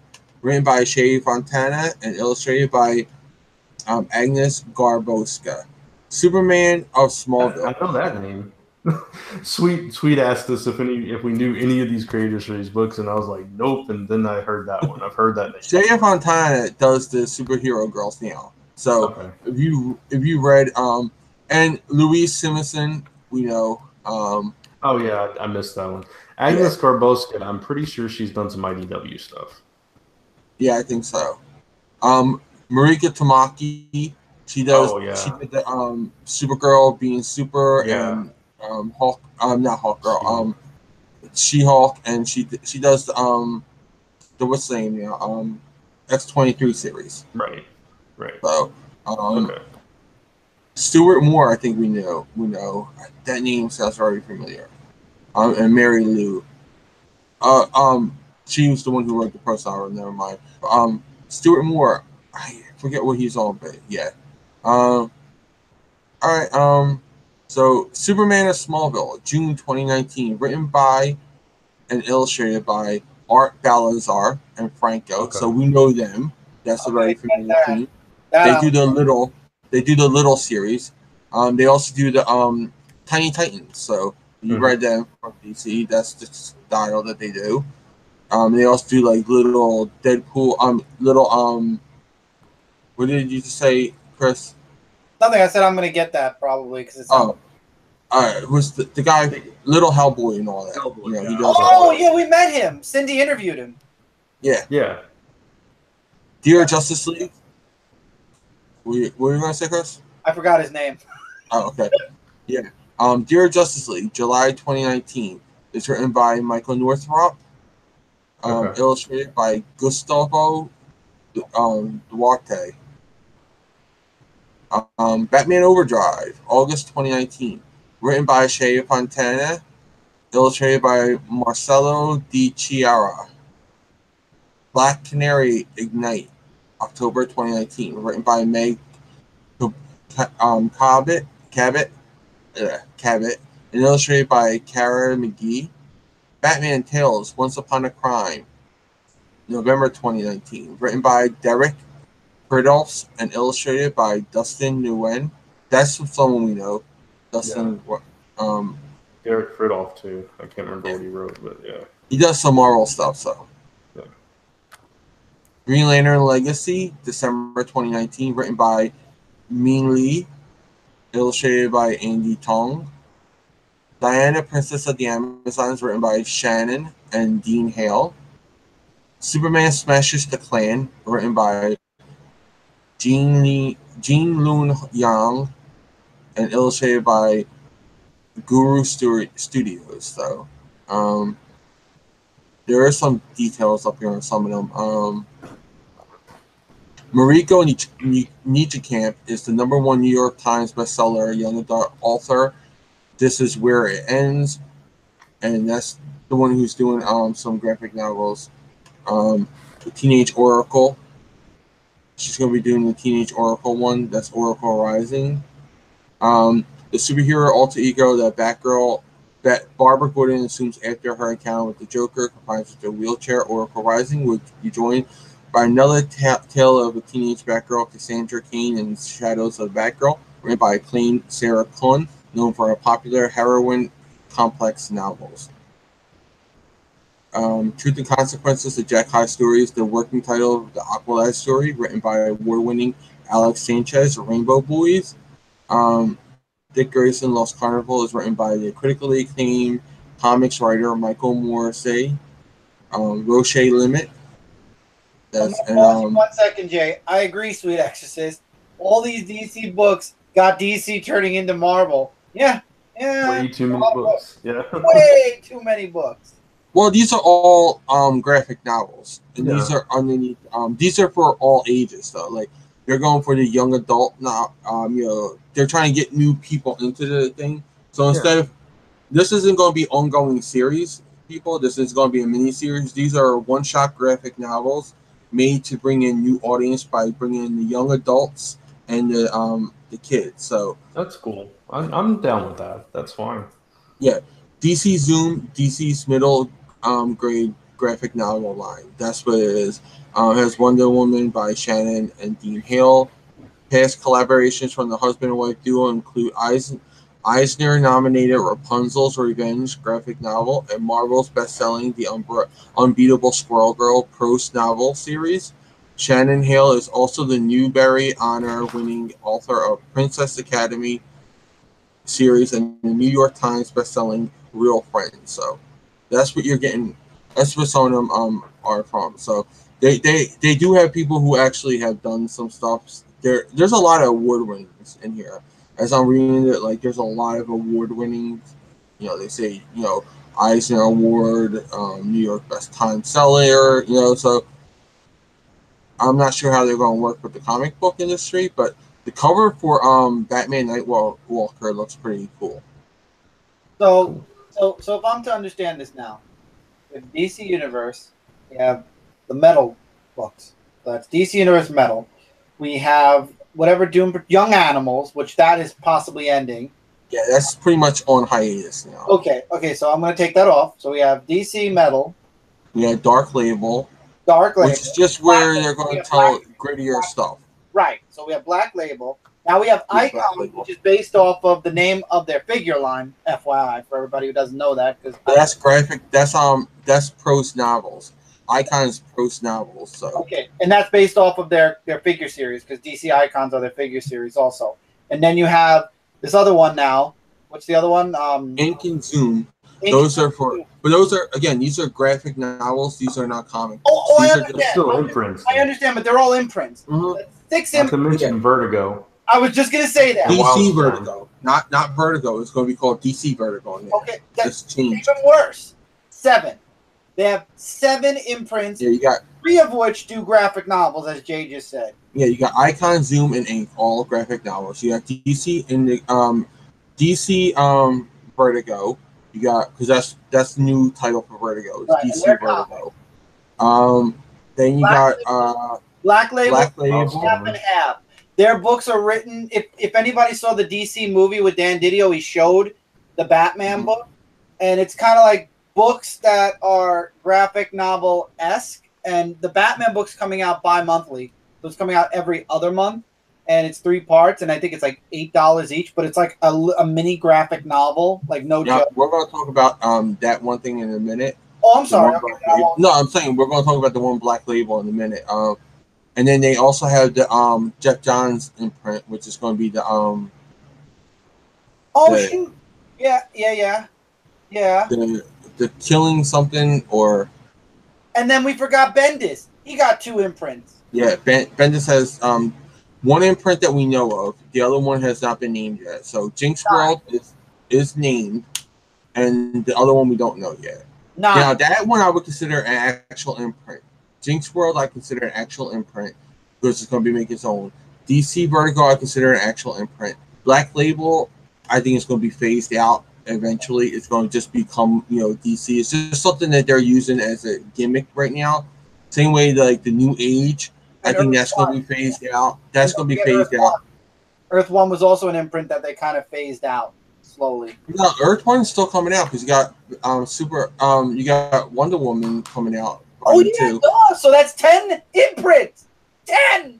And that's a graphic novel though too. So like I don't consider those type of things. Like I consider imprints. I actually consider like if they're producing comic books. So for me, it would be like Black Label, Jeff Johns, which is like, it's like the Killing Something or the Joking Something. I forget what it's called. I'll see that because I'm going to be pulling up that article in a second because we're going to be talking about that. But anyway, we got Bendis' Jinx World. I consider one. I'm not going to count his other one because that has not been explained ever since they mentioned it. We haven't got a name or anything explained about it, so I'm not going to mention that one yet. Jeff Johns one. new heroes, new age of heroes. That one I consider to be one. DC Vertigo I consider to be one. And that's it. I think that's it for the actual, comics that they're going to be producing. But if you count Bendis' other one, it would be 5. But again, nothing has been talked about with that so far. So I don't really consider that one. Any thoughts on the series that are coming out? I'm gonna definitely check out the Superman ones for sure. Some of the Batman ones sound interesting as well. Mm-hmm. We'll see. The only one that really caught my attention was Gotham High. I'm curious about that one. That one too. Yeah, I think a lot of them caught my attention. Yeah, the Oracle one kind of. Yeah, 2 Batgirl ones that you mentioned. Just total sidetrack, but Legend said something that I'm curious about now. He said, "OMG guys, Batman Hush will be at SDCC in 2020." What does that mean? I didn't see that. What did he say? He said it's the last thing there. He said Batman Hush will be at San Diego Comic-Con in 2020. What does that mean exactly? Animated movie. Oh, okay. Make an animated movie. Yeah, I heard a rumor about that. Yeah. Okay. That's cool. All right, so picking on something that Chris mentioned, which was the Black Label, we had the 3 Jokers. Batman the 3 Jokers is coming out. The art is going to be by Jason Fabok, and it was announced that the series will be published under the DC Black Label imprint, which promises to be provocative and daring storytelling fans have grown to expect from the Doomsday Clock writer. While the series will be under the Black Label imprint, it will tie into the main DC universe continuity, and is scheduled to debut in this winter as a 3-issue prestige format limited series. So like Chris said, that's a thicker book. Prestige format is a thicker book. It's kind of like a mini trade each one. So it made me think of remember the Spider-Man books that they made that compiled 3 comics in one, kind of like that. It's like the Killing Joke. Just essentially, it's going to be like the Killing Joke. If you read the Killing Joke, that's kind of book you're going to expect to get. 3 of those. Right. Yeah, these are some quotes that were said at the panel. It's not about other dimensions or other Earths. It's a very grounded, emotional story. If I could tell one Joker story, and that was by Jeff Johns, Dan Didio said, if I could tell one Joker story, this is the Joker story I would tell. I always think of it as a Joker story. Jeff Johns says, it focuses on Bruce, Barbara, and Jason. So I would assume one book for each. Yeah. I'm definitely getting this one. Out of all the Black Labels, this is the only one that interests me. Yeah, it does sound interesting. Yeah. And then Jeff Johns also says, this will explore a new facet of who Bruce Wayne is that's never been seen in comics. It connects him to the Joker in a way that would change their relationship forever. Isn't there a Superman one coming out for Black Label, or they didn't announce one yet? No, they haven't announced that one yet. They haven't announced anything for that yet. But yeah, so just another comic book coming out that it would be a Chris adjacent. I would say it's Chris adjacent because Michael will be reading it. I'm sure. It's called Sonic Team Sonic Racing. Oh, Michael definitely be reading that. What? Yeah, it's out in October. IDW, yeah, is making it. Hey, Michael. IDW is making a Sonic Racing series. Yeah. Let me get more details on that for you guys. I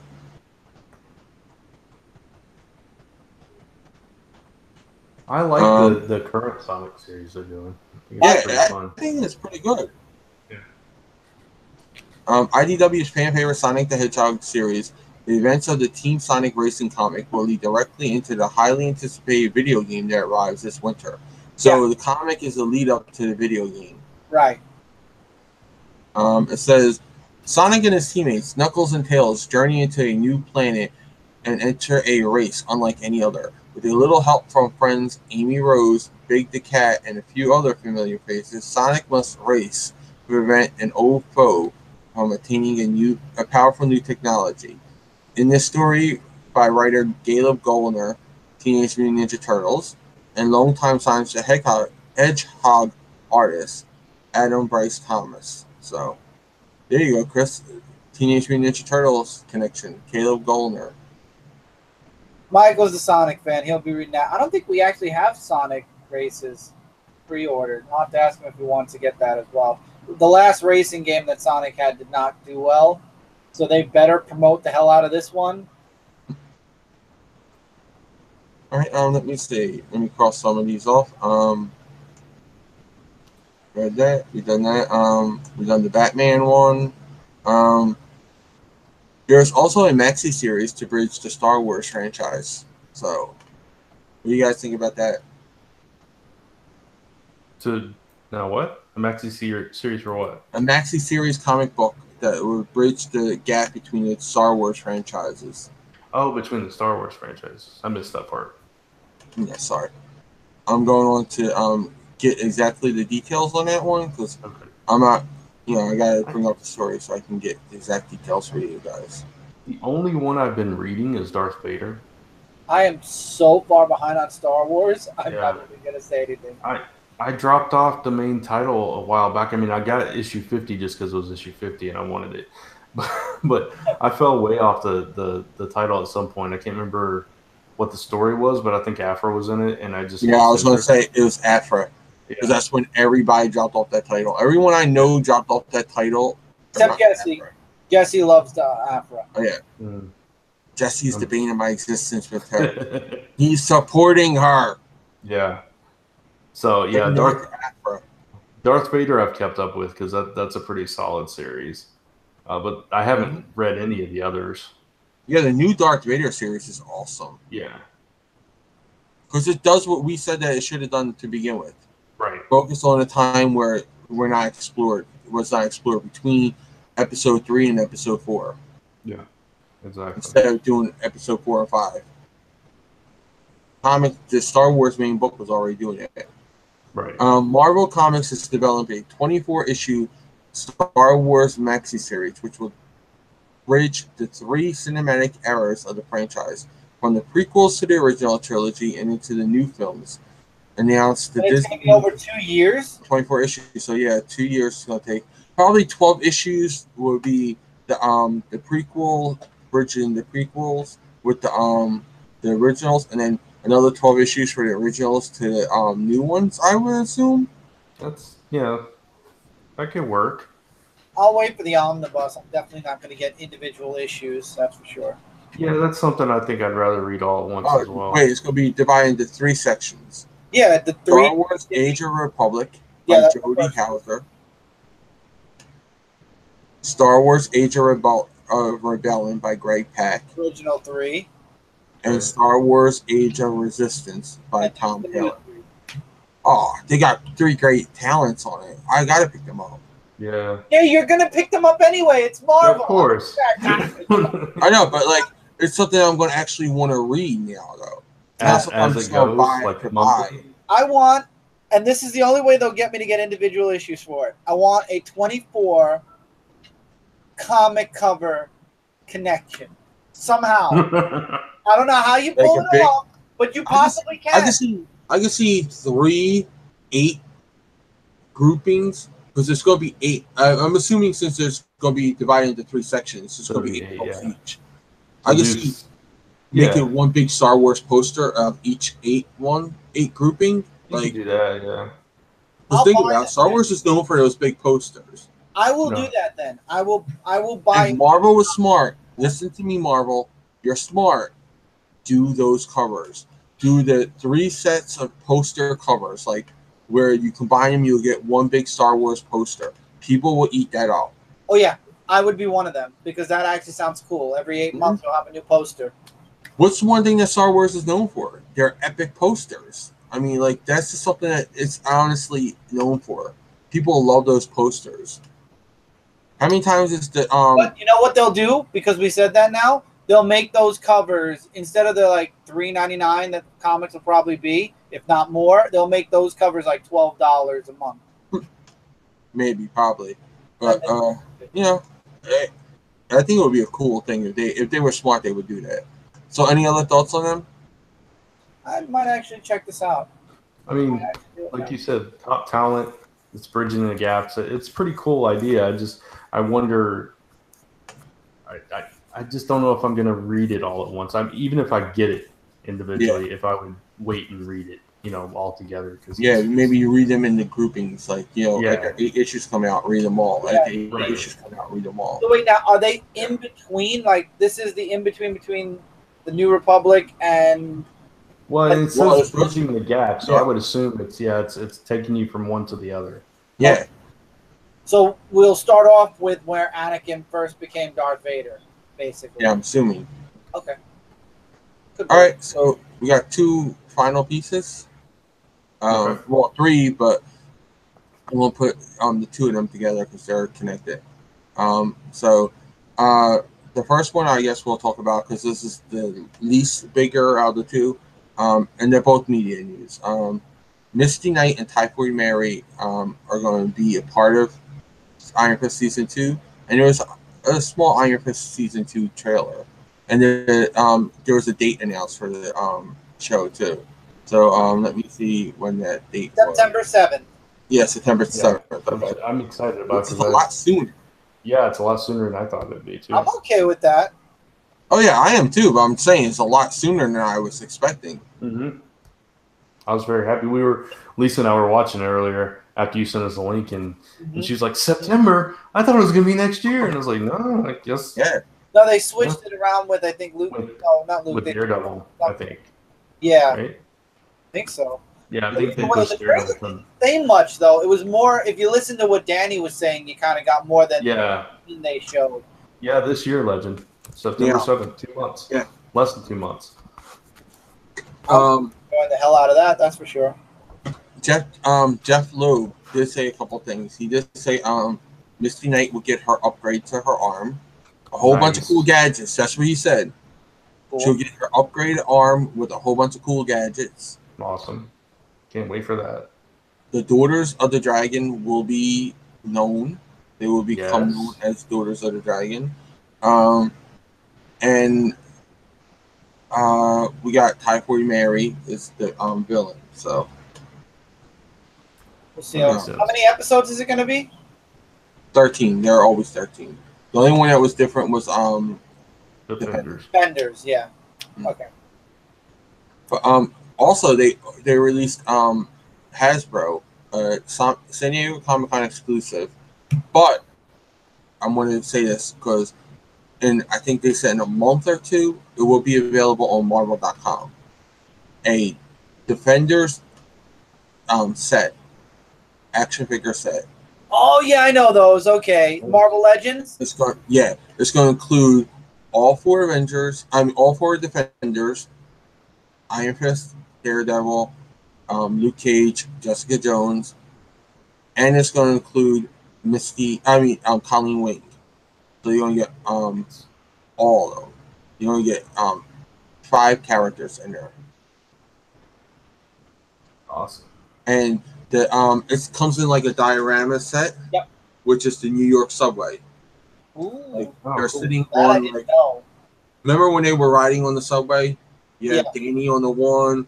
You have I think it's Daredevil standing up. Matt is standing up. Then you got Jessica Jones and Luke Cage sitting on the big bench, like the big seat. And then you have Colleen Wing on the other side. That's how it's set up.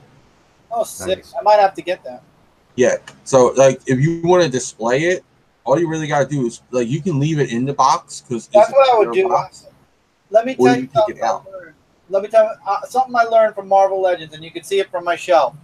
They don't stand up pretty well, some of them, so you got to have them, like, sitting down on your shelf. As you can see from the row of Marvel Legends and Selects, I have sitting because they don't stand. So I probably would keep them in their display. Yeah, it looks really cool on the display. Like, you got, like, Luke Cage man spreading like this. And you got Jessica Jones, like, up on the side, and she's got, like, one leg up and one leg down. Like, she's just, like, kind of half laying on it. And like I said, you got Danny over on the one side, like this, all by himself, holding his fist like that. And then Colleen, I think, has her sword on her lap. So it looks pretty cool. when they showed it at New York Comic at San Diego Comic-Con. It was during Marvel Live they showed it. Yet day one, so yesterday, Marvel Live they showed it. Sweet said they also announced the casting for Typhoid Mary, and I just looked it up. It's Alice Eve is going to be Typhoid Mary. Yeah, which is funny because we were just talking about her on the last episode of Zone 4, casting her as an Invisible Woman. Yeah, me and Jesse both casted her as Invisible Woman, and then I did too. like, oh yeah. It was me and you. Sorry, it was me and you, and then Jesse said he liked it too, though. That's how it was. I'm sorry. Yeah. I thought it was the opposite way that you said. Yeah, I do like that too, but no, it was that. And I want to throw something else in there because I just remembered it before we move on. Any thoughts on the trailer or anything about that? Like Chris said, there wasn't a lot to it unless you were just listening to what Danny was saying. Exactly. It was mainly the... Mm-hmm. I know from what Kat was saying about the panel and from what other people I know that were there were saying about the panel, it looks really cool. Like you're going to see a lot of... They said that they're stepped up the martial arts training, so people who complained about that, they stepped up. Colleen and Misty are supposed to kick all kinds of rear in there, so I'm looking forward to it. And maybe we can do a Zone 4 guys on that. Oh yeah. Yeah. You don't have to worry about me watching that. Or Zone 4 Media Menace mashup. Yeah. One of the two. Yeah, that would be one. That would be a way to get Chris on a Media Menace. That's true. Because he does like Iron Fist. So, but another trailer came out, and I forgot to send it to you guys. So sorry. I'll explain it to you though. Doctor Who.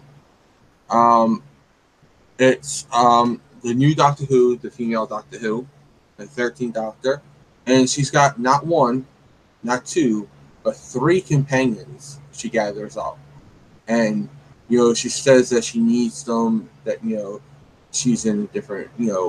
Everything's different about her this time, and she needs these 3 people. They're not connected. So this is the first time I think that Doctor Who has 3 companions that are not connected. He's done up to 3 companions before, but they never had them not being connected. It's always been like, hey, me and my friend or me and my wife, like come along with them. Like they're always connected to each other. This is the first time that the 3 do not know each other. They're all from different walks of life. So I know none of you are Who fans, but I watch Doctor Who. I'm a fan of Doctor Who, so I want to throw that out there for any Whovians out there. Gordon's not here to be a Whovian, so see, Gordon, you left before the trailer. I'll throw this out there too because I don't know if it's one of your things, but Marvel's celebrating the 20th anniversary of Marvel Knights by bringing it back. I forgot about that. I did forget about that one. Sorry. And Donny Cates is going to be the showrunner, quote unquote showrunner for the line. I'm okay with that because he is a twisted individual in the best way. I'm going to say that he's a twisted individual in the best way because he writes some really twisted, good books. Like, even though I'm not a fan of Venom right now, I do like his writing there. Like, I understand where he's writing it from. Yeah. My problem with Venom is totally disconnected from the writer. Okay. But he also writes a couple other books, and my only problem is that I don't want him to be stretched too thin. Yeah. I mean, he seems like another one that's like on the rise right now, so he's getting offered all kinds of stuff, I'm sure. But it says it's going to include a lot of the same characters as the original, like Daredevil, Punisher, Black Panther, Ghost Rider, Elektra, and others. So I think you had to have Spider-Man back. Yeah, maybe. That'd be cool. All right. So anything else you guys have before we go on to the big one? Oh, I'm going to have fun with the big one. Big one's going to be interesting. Yeah, the big one. This is why I saved it for last, because I think this is the one we're going to discuss the most. Very smart, yeah. All right, so, and I'm combining the other one with it because, the 2 other ones with it because it's all the same thing. Right. All right, DC Universe has made the announcement. You can pre-order it now. It'll be $74.99 If you do it this weekend, I think it's this weekend, or it's maybe up until launch date. If you pre-order it, you get 3 extra months free. So essentially, you're getting 15 months for $74.99, which is $5 a month. Yeah, I pre-ordered. Just saying. And that's a really There was no doubt about that, though, was there? Like, there was no doubt. Yeah, it's a really good deal, that price, though. Oh yeah, it is. And I want to say for people who are wondering what's in it, there is the experience that you can go there. If you're at San Diego Comic-Con, you can go to the DC Universe Experience, where you can walk through like these made-up sets, like you solve a murder mystery and all that. And there's you could browse the catalog. You know, you can see what's actually on it. You won't be able to watch any of it, but you'll be able to flip through it on the tablet. They give you a tablet. You can like flip through and see what's on it.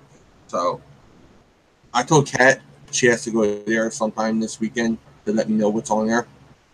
Yeah. I don't care about her wanting to see it. She just has to do it for me. But if you're not going to if you're not going to do the pre-sale, you're not going to do the annual $74.99. And annually, it will be $74.99 regardless. You're going to be paying, which is like $6 something a month. Yeah, like $6.25 if you don't count those 3 months. $6.25 a month. Yeah, for 12 months, or you can go $7.99 a month. Yeah, all right. So which is still not bad. No, it's not. It's that's the same price as Netflix basic plan, which gives you one viewable on one screen in regular definition. Yeah. All right. Their most popular plan is $10.99, and that's the 4 screens high definition, which is not $10.99 anymore. I don't care what people are saying. It's not $10.99. It's $15 and some odd cent, because Frank is charged a couple pennies more than I do. We both have the same plan, and he gets charged a couple pennies more than I do. Yeah. Right? Because you got the 4 HD, Ultra HD pack, right, Brant? Yeah. Yeah, so me and Brant had the same exact plan. He gets charged, like, I think 4 or 5 pennies more than I do. Yeah, so it's weird. Yeah, it's very weird, especially because I think my sales tax is higher than yours. Yeah. We got 8 cents. What do you have? We don't have. There's no state tax in Texas. So. Oh, okay. See, so that's really, really weird. Yeah, right. I should be a couple dollars higher than Brant. Yeah. But so that's the price point. Before we get into the other stuff, what do you guys think about the price points? I think it's a great price point. I think it's a great price point. Unfortunately, it's not a price I could afford, honestly. Look, I buy my comics every week. $5 a month under that deal, if you're able to do the initial offering, I think is a tremendous deal. Even the $8 a month, I think is. I mean, it's right on par with any other service you're gonna find. Especially, it's gonna come down to the content, which obviously we're gonna talk about. We'll get to that, yeah. But, so far they got at least with Stargirl being their 6th show announced, and they're going to make more. That JSA show, I'm pretty sure is going to be announced in a couple months. I'll be honest. If I was going to subscribe, I would go monthly. I don't see myself spending $74 and pushing 15 months. The only reason why I did it is because it's you get the big deal, and plus I just want to be there as soon as it opens. And I don't want to wait. It's just me. I don't want to wait. I don't want to wait for anything. I want to get it as soon as it launches that day. I want to be able to go boom. I want to go on it. Saving that extra $3 a month is a good reason to do it too, if you can. Yeah. If you have that $75 right then and there, I would definitely say do it. If you're already committed to in your head that you're going to commit to it the whole way. Now in this library, we know it's going to have the original Superman movies. They're going to have the Adventures of Superman TV show. They're going to have Lois and Clark. And yes, I'll mention all the Superman stuff first. I don't care. They're going to have Lois and Clark, the new Adventures of Superman. They're not going to have Smallville yet because it's still part of Hulu. It's a Hulu. Right. Once that deal fades away, it's going to go back to DC Universe. It will. They're not going to have the DC TV shows because there's the Netflix deal with them. But once that's up with CW, once that deal's up, they're going to go to them too. I'm pretty sure about that. You're going to have the Wonder Woman 77 series, the Batman 66, the 1999 Flash series. You're going to have all kinds of DC movies and TV shows that came out already. You're going to have Static Shock, Batman Beyond, Batman the Animated Series. They did not show Superman the Animated Series, but that would be the only DC Animated Universe show that was not mentioned. Justice League? They did mention Justice League and Justice League Unlimited. Yeah, then Superman has to be there. Yeah, like I'm sure that if those shows are there, Superman's there, but it's the one that is not shown. But maybe because they showed the George Reeves show and the Lois and Clark, and they showed the all 4 Superman movies. Maybe that's why they're not showing that, because like they're like, we got so much Superman on here, we don't want to think it's just a Superman platform, you know. But yeah, it's some great content. Plus, you get the back catalog of comic books, the carefully curated thing, which is just means that it's not going to be like they're still digitizing comic books, you know. Not all DC comic books are digitized yet. I'm sure they're still going by and digitizing each and every. When is it launching, Jay? When is DC Universe? Sometime in August. That's all they said. In August? Okay, I thought it was fall. In August, in August it's going to be the beta. I'm sorry. August is going to be the beta test, and then fall is going to be when everything launches for a public. So basically, you have till the fall to decide if you wanted that $5 a month deal. Well, no, I just went to their website and it says pre-order it for $74.99, get 3 additional months free. Oh yeah, no, never mind. This weekend, right? Plus when you sign up before Sunday, July 22nd, you'll be automatically entered for a chance to win 2 tickets to the U.S. premiere of Aquaman. All right, so the contest is just for this weekend. Right, but the sign up is for until it starts in fall. Yeah. So you have until the fall, until the launch date, to sign up for it. If I watch more TV, or even if I watch, I have Netflix on my computer and Hulu, and I never have the chance to look at it half the time. See, I'm getting it just because. Go ahead. No, I was just saying, there's no point for me to spend $75, have it for 15 months, and then it's like, oh. Yeah, see, for you, I would say, you know. Yeah. Sorry about that. Go by, you know, your own taste, like everybody's taste. Like, I definitely watch a lot of TV. Everybody knows that. I mean, I'm known for that. I'm known for reading a lot of comic books and watching a lot of TV and getting questioned about my sanity for doing both. Okay? So, no, you question your sanity on your sleep or lack thereof. Well, that's because I'm reading and watching TV. And imagine if Jay played video games. Whoa! It would be a lot more person. It would be over. That's it. Jay has touched everything there is to touch in geekdom, nerddom, anydom, worlddom. Yeah, I gave up gaming again a while ago, but just for me personally, like if you want to watch, like, because these shows are not available. Even like before this, these shows were not available anywhere. Like, and all the DC animated movies are all going to be up on here too. So honestly, I'm with you, Jay. If I hadn't had to just pay doctor bills and $50 for medication, I probably would be signing up right now. Well, you still have a couple months. So maybe watch on your plan though. That I don't know. Screen deal. See, that's what I'm saying. If one person signs up, like, let's say you want to do that $75 deal, right? But let's say you have but you can't afford it. But let's say you have like 2 friends that can afford it, like combined, the 3 of you could afford it. I don't think you can. I think we'll all have, as long as it's all paid on one account. I don't think it really would matter. It's probably the streaming service. Netflix cuts you off if there's like brands playing. Yeah, but they would have had to announce that.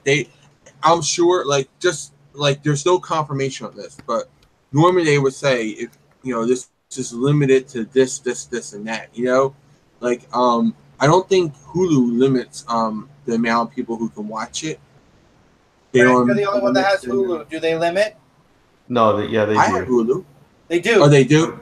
But I think it's like it's 4 or 5 screens or something. Yeah, like that. It's like you just get kicked off of somebody else. If you get too many people, it'll just pop up a thing saying you got too many people watching on your account right now. It's that kind of thing. I think it's like a couple people. It's like I think it's what Netflix charges in their second plan. I think it's for 4 people. Yeah, it's like 4 people. Yeah.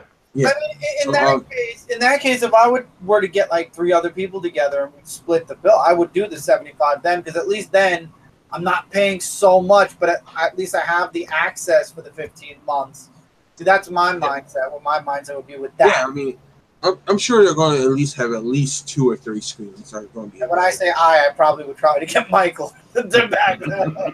And they also haven't mentioned anything about commercials, so I'm assuming it's going to be commercial free.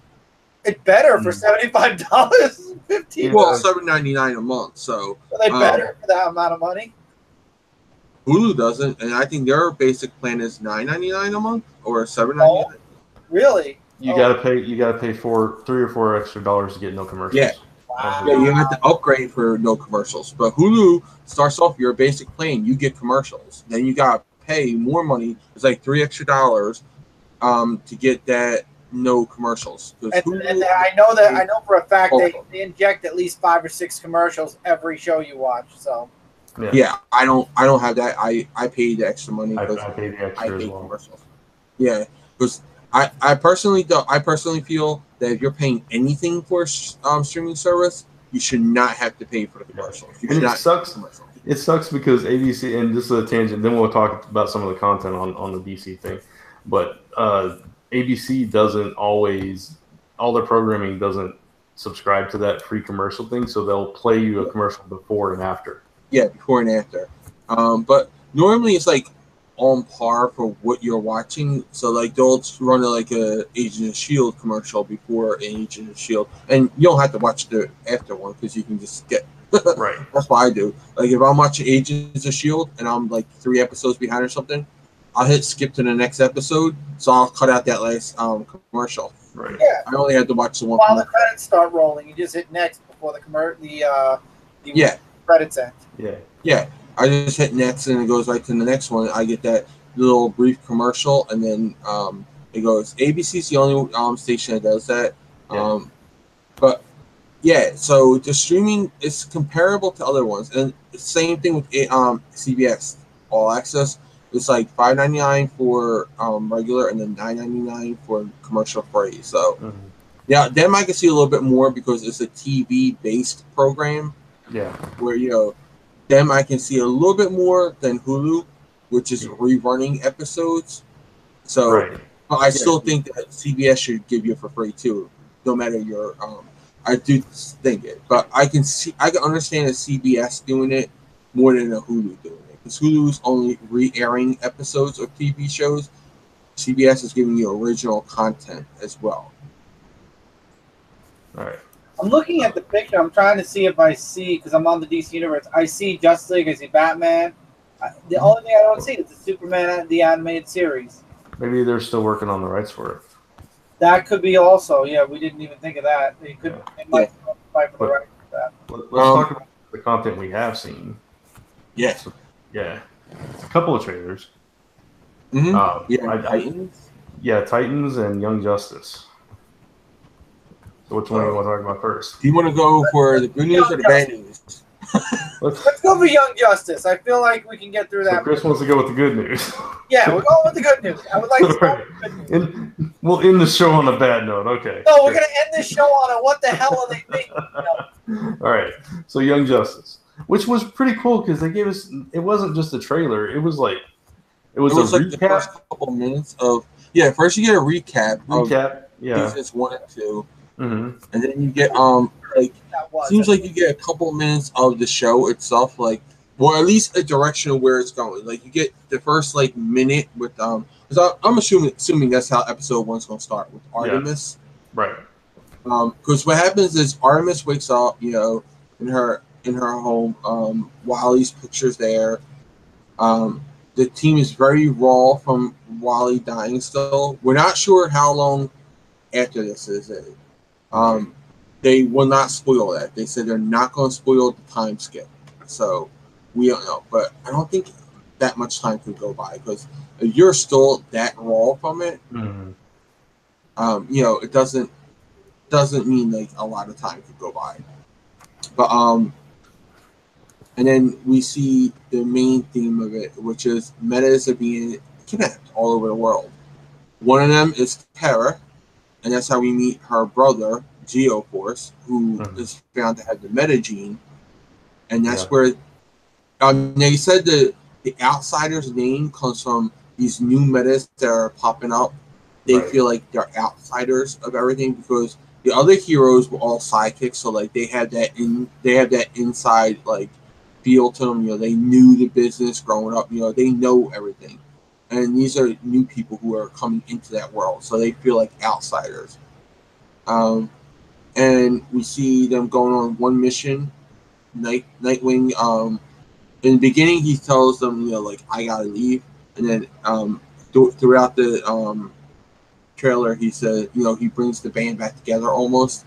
Like he brings Aqualad, Artemis, Superboy, and himself, the original team minus Wally, of course, into save the metas. So that's the original team, and that's how we see them.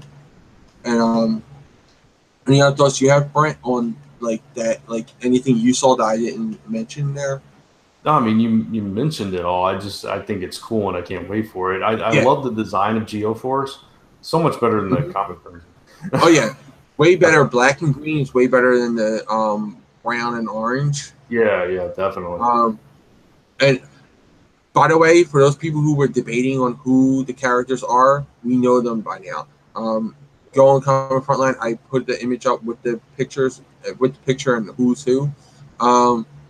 Up on top, we got, and I'm not looking at the picture, so I'm trying to go by this memory. Artemis, Tigress,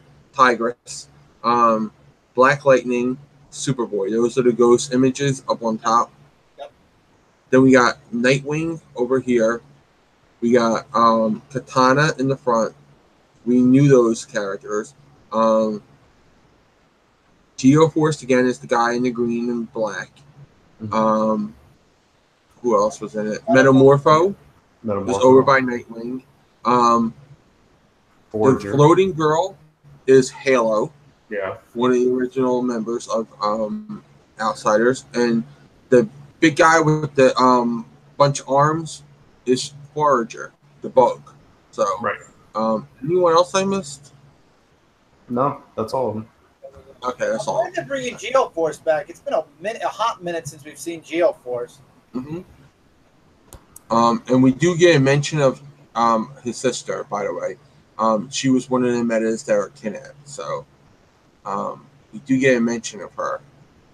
I like that. I thought this trailer has me pumped. Like, the only thing that's really bad about DC Universe streaming service right now is that it's not here. Yeah, exactly. Like, that's my big problem that I have with the service. Like, so far, everything I hear, I'm like, yeah, you got me. Come on. I'm like that dog waiting for the treat. Come on. Like, I'm just sitting there waiting, jumping up, and waiting for what they're about to give me. And I hope to God I'm not disappointed in the service. But, yeah, so far, everything except for one thing, I'm very happy with. And we're going to talk about the one thing soon, so... Well, since you alluded to it, let's talk about it now. Well, anybody wants to talk anything more about Young Justice? I just can't wait for it to be here. I mean, just that little trailer and the recap and the clips just got me hyped for it. I want it. I gotta see it. That's all. Depending on if I get the service, how I get the service, what deal, if at all, then we'll see. But I love Young Justice, so yeah, I would watch that. And the first 2 seasons will be on there as well. So right. We're all on Frontline huge Young Justice fans. Yeah, we DC, you want to sponsor Frontline and put us on DC Universe so we can review stuff? I mean, Zone 4 as well. I mean, we'll review stuff for you. We'll review your shows. Even though you're not going to like what we're about to talk about, but I mean, hey, other than that, sell it. Chris always ruins it. He always ruins it. Other than that, we'll review it. Sell it. Kat and me talked to Greg Weisman twice. Once was on her channel for Young Justice, Life After Young Justice. We talked about right after the show got canceled and all that. Yep. And then we had him on again for Rebels, but we did talk about Young Justice on there too, on Frontline, on Comic Frontline. So you can go check out both of those videos. They're both playlisted on guest on our YouTube channel. So you can go on, it's like ePanel/guest. CDC, we interview people you might want to think about. I mean, we review your books.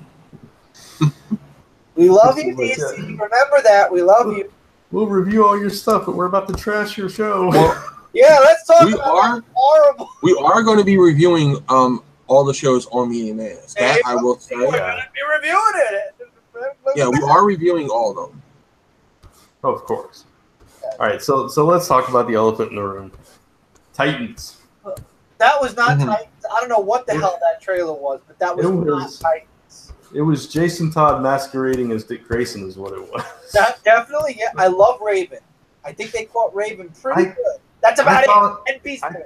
I thought, compared to Nightwing, I thought Raven was cast a little bit young. I like that, though. I like that her and Beast Boy were cast younger, because it shows like that. If you go back to like the original New Teen Titans, like they were all different ages. Like they were a family. Yeah. They were like all different ages. Like you had Beast Boy, who was the younger one. Raven was younger. You know, not as young as she is here. But if you go back to Jeff Johns' Teen Titans, he did de-age her down to 16-year-old. You know, so I like that she's younger. The only thing I did not like about Raven was the white face with the black sullen eyes. Like I didn't like that. Where like the makeup, I didn't like that look for her. But again, that's just a one image out of a whole clip. Like I can't see that. You know, it could be within context. It could be better. You know, so I don't know. Like if that's how she always ignites her powers, I don't want that. But if it was just a one-time thing, like she's being possessed or something, then I understand it. Yeah, I like Beast Boy. Beast Boy looked cool. He looked cool. Raven looked cool. He was green. Beast Boy was green. Yeah, he was green. That's true. Beast Boy looked good. Raven, like Brand said, young, but I can live with that. Like Jay said, what the hell were they thinking with Starfire? All those people. I need to say this. All those people who gave hell to everybody, who said you can't judge by the set photos. You know, she's this, she's that. Like a girl that would be on 50 Cent's side. She looks like a hooker from a bad 70s movie. 50 Cent's side. She just looks like it. She's got that big furry coat from the 70s on. That wasn't her coat, like they said. Everybody was saying, "Oh, that's her personal coat that she was just wearing." It looks very trashy. She does. She does. I don't like Star. And that's not about her gender. I mean, that's not about her race or anything. Her ethnicity. This is just about the way that they like. If she was a white girl, I would say the same exact thing. Yeah. They made her look like a 70s. I'm sorry, Brent. Jay, you don't have to defend yourself. They made her. No, well, I just want people to think that it's not because. Well, part of the controversy about her casting was a lot of people did not like her because she was a black girl, was cast as. I don't care about that. She's orange alien. That's what I'm saying. I just want to put it out there that the reason why I'm saying it is not because of her casting, because I really don't care. Yeah. It's just she looks like a hooker from the 70s. Yeah, the way they dressed her. The way they dressed her, it does get off an impression. Now we haven't seen a whole lot of her, so it's kind of hard to judge like what her character is going to be like. But we didn't see a whole lot of anyone. Of anybody except for Dick. Yeah. Yeah. Which you want to touch on? Yeah. Let's get to that. Yes. Let's do. So okay, first of all, the action looked pretty cool. Yes. We can say that part. But what I mean, just the tone that they set. We also had Hawk and Dove in there too. Yeah, Hawk and Dove. Yeah, they looked pretty cool. It was like blink and you missed them, but yeah. Yeah, they were like streaks, like which I liked. I liked that they were like this. They were very bird-like, you know, like they were just swooping in, scratching someone. Like I paused to freeze frame. They looked really good. Yeah, they did look really good. They do. But I'm saying, like, I like the way that they shot that. You know, like they were just like vultures just swooping in and like clawing at people. So I like that. That was pretty cool. I like that. But Dick Grayson, Dick Grayson in the alley. Where's Batman? F Batman. What? Did he kill everyone? Did he really shoot everyone? No, I don't think he killed anyone. Yes, he did. Yes, he did. He stomped on one of their heads. He stomped on one of their heads, and you heard it crack. No, he snapped that guy. No, I think he he broke the jaw. Because if you look at it, because I went frame by frame with this, he stepped on their jaw, not their neck, their jaw. So I think he broke the guy's jaw. Okay, then I feel. I don't think they're going to have Dick Grayson actually kill someone. I thought he used the gun and killed them all. He did use the gun. He did use the gun. Yeah, but he didn't kill them. I don't know if he hit them or if he just like shot them in the shoulder. Plus, remember, he's a cop, so I can understand him using a gun. It's just a weird take on Dick Grayson. I swear. Well, I agree with that. I don't think this is Dick Grayson. You said it best, Brian. Yeah. What did you say best? Yeah. What did you say when you saw it? When I said it was Jason Todd. This was Jason Todd, not Dick Grayson. Yeah. Very angry, very moody. My only thing I can think of is that he starts off like this: angry, hurt, raw, emotional, and then he has a character journey where he becomes Nightwing and he becomes the bright symbol that we know him to be. Like, this is a dark stage. Like, after he leaves. Did you have a dark stage? I'm not really, but I'm just saying, like, I'm trying to play devil's advocate here. Yeah, if they played up, I mean, obviously Dick and Bruce have their issues, and Dick doesn't agree with everything the way that Bruce does things. That's always been a thing between the two of them. If they're playing that up to the most extreme measures, I think that's where you get this. But I just question going that route with it. Why do you need to go that route with it, as opposed to, okay, they just had a falling out and he's moved on and he's trying to do his own thing? Why do you have to? That thing threw me. And that's what they did it for. That's why they included it in the trailer for that. But it didn't shock me. It literally is the reason that threw me off of the whole, like, okay, this is not going to be a type of show I'd want to watch. Legend Storm said he stepped on the jaw, which I said too. I looked at that myself. Mm-hmm. He said he shot over their heads to scare them. He did it like in the Arkham games. All this info I'm saying is from a WB representative. So Warner Brothers representative said he didn't shoot them, he shot over their heads. Because that happened in the blink of an eye. You couldn't tell if he shot them, if he shot over them, whatever. Yeah. Maybe that's why the representative said But I did watch the jaw, because I know a lot of people were like, he snapped the neck, he killed him. I was like, I went over it like 3 times in frame by frame. It was definitely the jaw. He stepped on the guy's jaw. So I watched that a bunch of times, and I frame by frame did. So that is the jaw. So anybody who's wondering about that one, I can confirm it's the jaw. Unless they say that, oh no, it was the neck. He stepped on the jaw.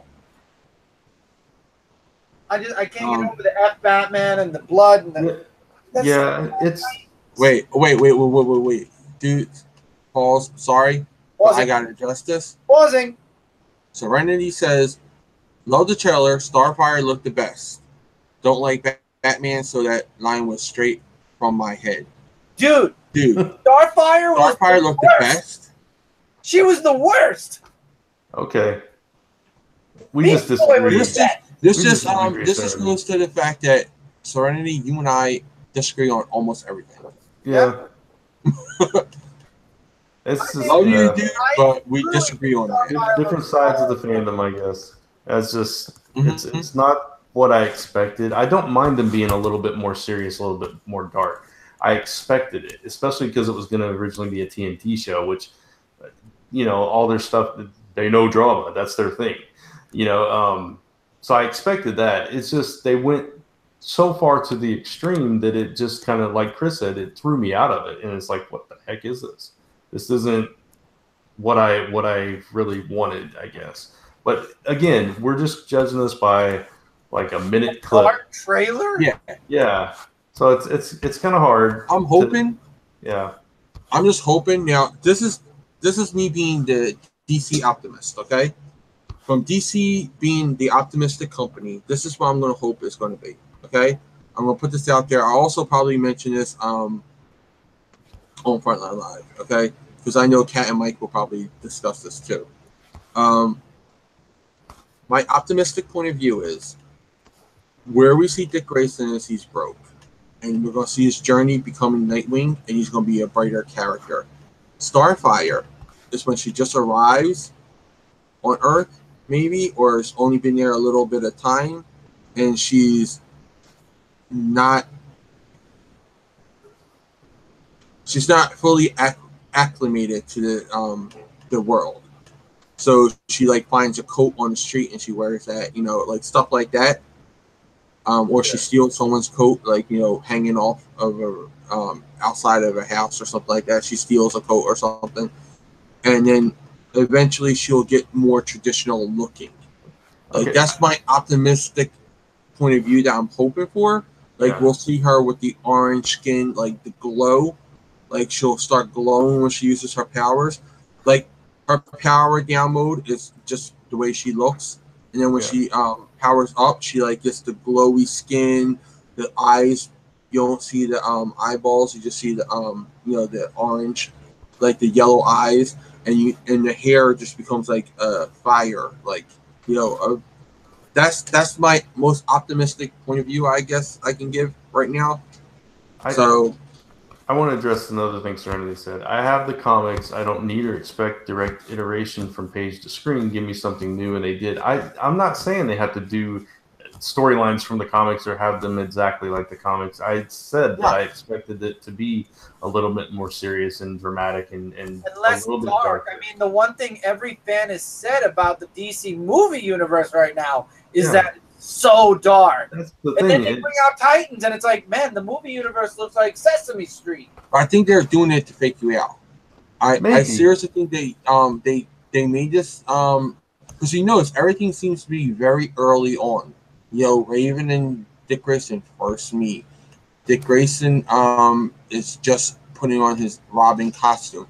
We know he's going to be Nightwing. We know he's going to be Nightwing in the show. So we haven't seen that yet. So I think everything is still early on. I think these are going to be like the first couple episodes. And then I think things are going to change. I think they were trying to bait people with that line, with the F Batman line. I think it was what's this all about? I think this is to get people upset, get people excited, get people mad, get people happy. Like we are right now. Get us talking. Like we are right now. Everybody. It blew up on Twitter. It became the 3 hot topics on Twitter. The 3 top trendings were DC Universe, and this was on Thursday morning. DC Universe, Titans, and Dick Grayson. Those 3 things were the top 3 trending things. And Dick Grayson went from the last trending thing on that top trends. It was like at the bottom of it. It went to number 3 and within like 20 minutes or something like that. So they did what they needed to do. They got people talking about it. People registered for it. I heard it's been good for registered. I could live with Dick Grayson's F Batman, and I could live with the journey and whatnot, but it's so dark and bloody, and it's just not what I expected. That's what it boils down to for me. It's not what I expected, and I don't know how I feel about it yet. And the more I think about it, it's like, well, I haven't really seen enough of it to make a proper judgment. Obviously, if I get the service, I'm going to watch the first episode at the very least. But I mean, well, if I get the service, I'm going to watch all of it because I'm paying for the service. But that's beside the point. Episode. Yeah, you know what I mean. I'm just saying, initial reactions for me personally, it's not really what I was hoping for. That's all. And Legistorm says, Jay, what if it had Superboy and Superboy said F Superman? Again, I do not like that Dick Grayson said that. Like, I'm not a fan of that. What I just did was play devil's advocate. I did the most optimistic point of view that I could think of for the show to take a turn. Like, that was just what I did. That's not what I'm saying is going to happen.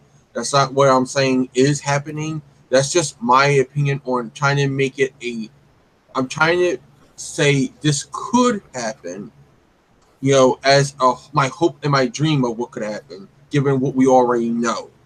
Yeah. All right. So that's where that was. That wasn't me like saying, playing, you know, saying support DC or anything. I'm not saying that they're better, but I want to also say that a lot of people are comparing this to Netflix Marvel stuff. Netflix Marvel can go dark because Marvel's a darker universe. Marvel's always known as that. Plus, the characters they chose to go dark with, like Daredevil, are already dark like that. I mean, that's their whole world. It's all about. Jessica Jones opened up, like the comic book opened up to Jessica Jones having sex. Well, no, it opened up to her pushing the guy through the head, and I think it ended with her having sex. So, like, that was the first issue of Alias. Like, what do you expect for that show? It's going to be a dark show. Right. I don't know. It's just, you know, we can agree to disagree, certainly. Obviously, you're feeling it. We're not yet. I think that they could have done better with the actress. With the current actress who's playing Starfire. Well, we don't know if she can act or not. It's just the way that they present her. I said they could have gone better with her look. Her look. Yeah. I'm sorry, but you dress her like an 80s hooker, people are not going to take her serious. You dress her at least in some type of attire that is like, okay, semi-Starfire. It doesn't have to be the same. I'm hoping that's because she just got on Earth and she had steel clothes. Got on Earth. I'm hoping that she just stole clothes from someone, like she landed on Earth and she was cold and she stole a jacket, you know? Yeah. Like, that's what I'm hoping. That would work. God, that would work a lot better. Yeah, I agree. Yeah, I think that the F-bomb was just for shock value. That was a total jock shock thing that they done. Like, that's just to, like, hey, pay attention to us. Look. We're opening up. Hey, everybody, get over here. Look at me. That's all that was. That was pure attention grabbing. That's all that was there for. That was not like, oh, this is integral to the plot. We must say this. No. It wasn't. Yeah, no, it was totally for shock value. Yeah. Oh yeah. All right. So that's our thoughts on that. I did ask for some last questions, so we'll answer those real quick and then we'll start wrapping up. I just want to say one more thing. Sure. Do you think, because this is a big debate among people who are talking about it, do you think that they, and I think we've already discussed this on Frontline Live, but we haven't done it on Zone 4, weekly or binging? Is it you think they're going to release it weekly or I'm saying, like, how do you think they're going to release it? Weekly or a binge way? Like, all 13 episodes at once? I would hope binge. I think I would hope for binge, but I think they're going to do weekly. Yeah, I think they're going to test it out. I think they'll do half binge, half weekly, and see what gets the better hits. I think they're going to have to do weekly, honestly, because otherwise, what you're going to have is people are going to wait till a couple shows come out, and then they're going to sign up for 7 months. Or if they do like you get a free 7-day trial or 1 month trial. Yeah. The thing is with Netflix and Hulu and stuff, you have so much other content to absorb. Whereas if you are subscribing to this service specifically for the new content, the original new content, once you watch it, you cancel and you're done. So they're going to, I think they're going to stick to a weekly model to keep people engaged. Yeah, and I think they're doing it. What they're hoping for, anyway, is that their library of TV shows, animation, movies, and comic books are going to keep you there between the weekly episodes. Right. Or maybe they could release like 2 episodes a week or something like that. You're like a Monday and Thursday. Like a Monday and a Thursday, you'll get a new episode of Titans. You know? That would be good. I could see. I'm sorry, Brent. I cut you off. But no, it's okay. Go ahead. I was really quickly going to say that would be very good also for people who like to do reviews. If they only have, because they've only announced Swamp Thing, Titans, Young Justice, and right now they have 6 original series they have planned, 2 animated, 4 live action. Okay, and 7 days a week. So there's one new show every day minus 1, maybe. Well, no, they're not all launching at the same time. Oh, they're going to be launching in stag. They're going to be launching, I think, one after the other. We got Titans is going to be launching at launch. So when the site launches, Titans is going to launch. You got the Titans spinoff that Doom Patrol. You got Swamp Thing. You got Metropolis. Actually, Metropolis is being reworked, but it's still in the planning stages. And you got Stargirl. Those are 5 live action shows that they have planned. And then you have the 2 animated, so it's 7 altogether. You got Harley Quinn, which is going to be a more mature Harley Quinn animated series, and then you got Young Justice. What about Swamp Thing? I said Swamp Thing. Oh, I'm sorry. I said you got you got Titans, you got the Titans spinoff, Doom Patrol, Swamp Thing, okay, Metropolis, which is going to be the Superman prequel starring Lois Lane and Lex Luthor, and then you have the 2 animated series, which are going to be Stargirl. I'm sorry, Stargirl, and then you got the Harley Quinn, and you got the Young Justice. Then what I was saying is true. I definitely see a live stream or a show once a week talking about what came out from the DC Universe stream service this week, kind of deal happening. Go ahead. Yeah. Sorry, I cut you off. All I was going to say is. Okay. Oh, I'm sorry. All I was going to say is another comparison to WWE Network when it came out. They didn't really have. They weren't doing Raw and SmackDown and a lot of the weekly stuff. They had the pay-per-views, and in between the pay-per-views, they give you all this classic content, and they try to do some original programming.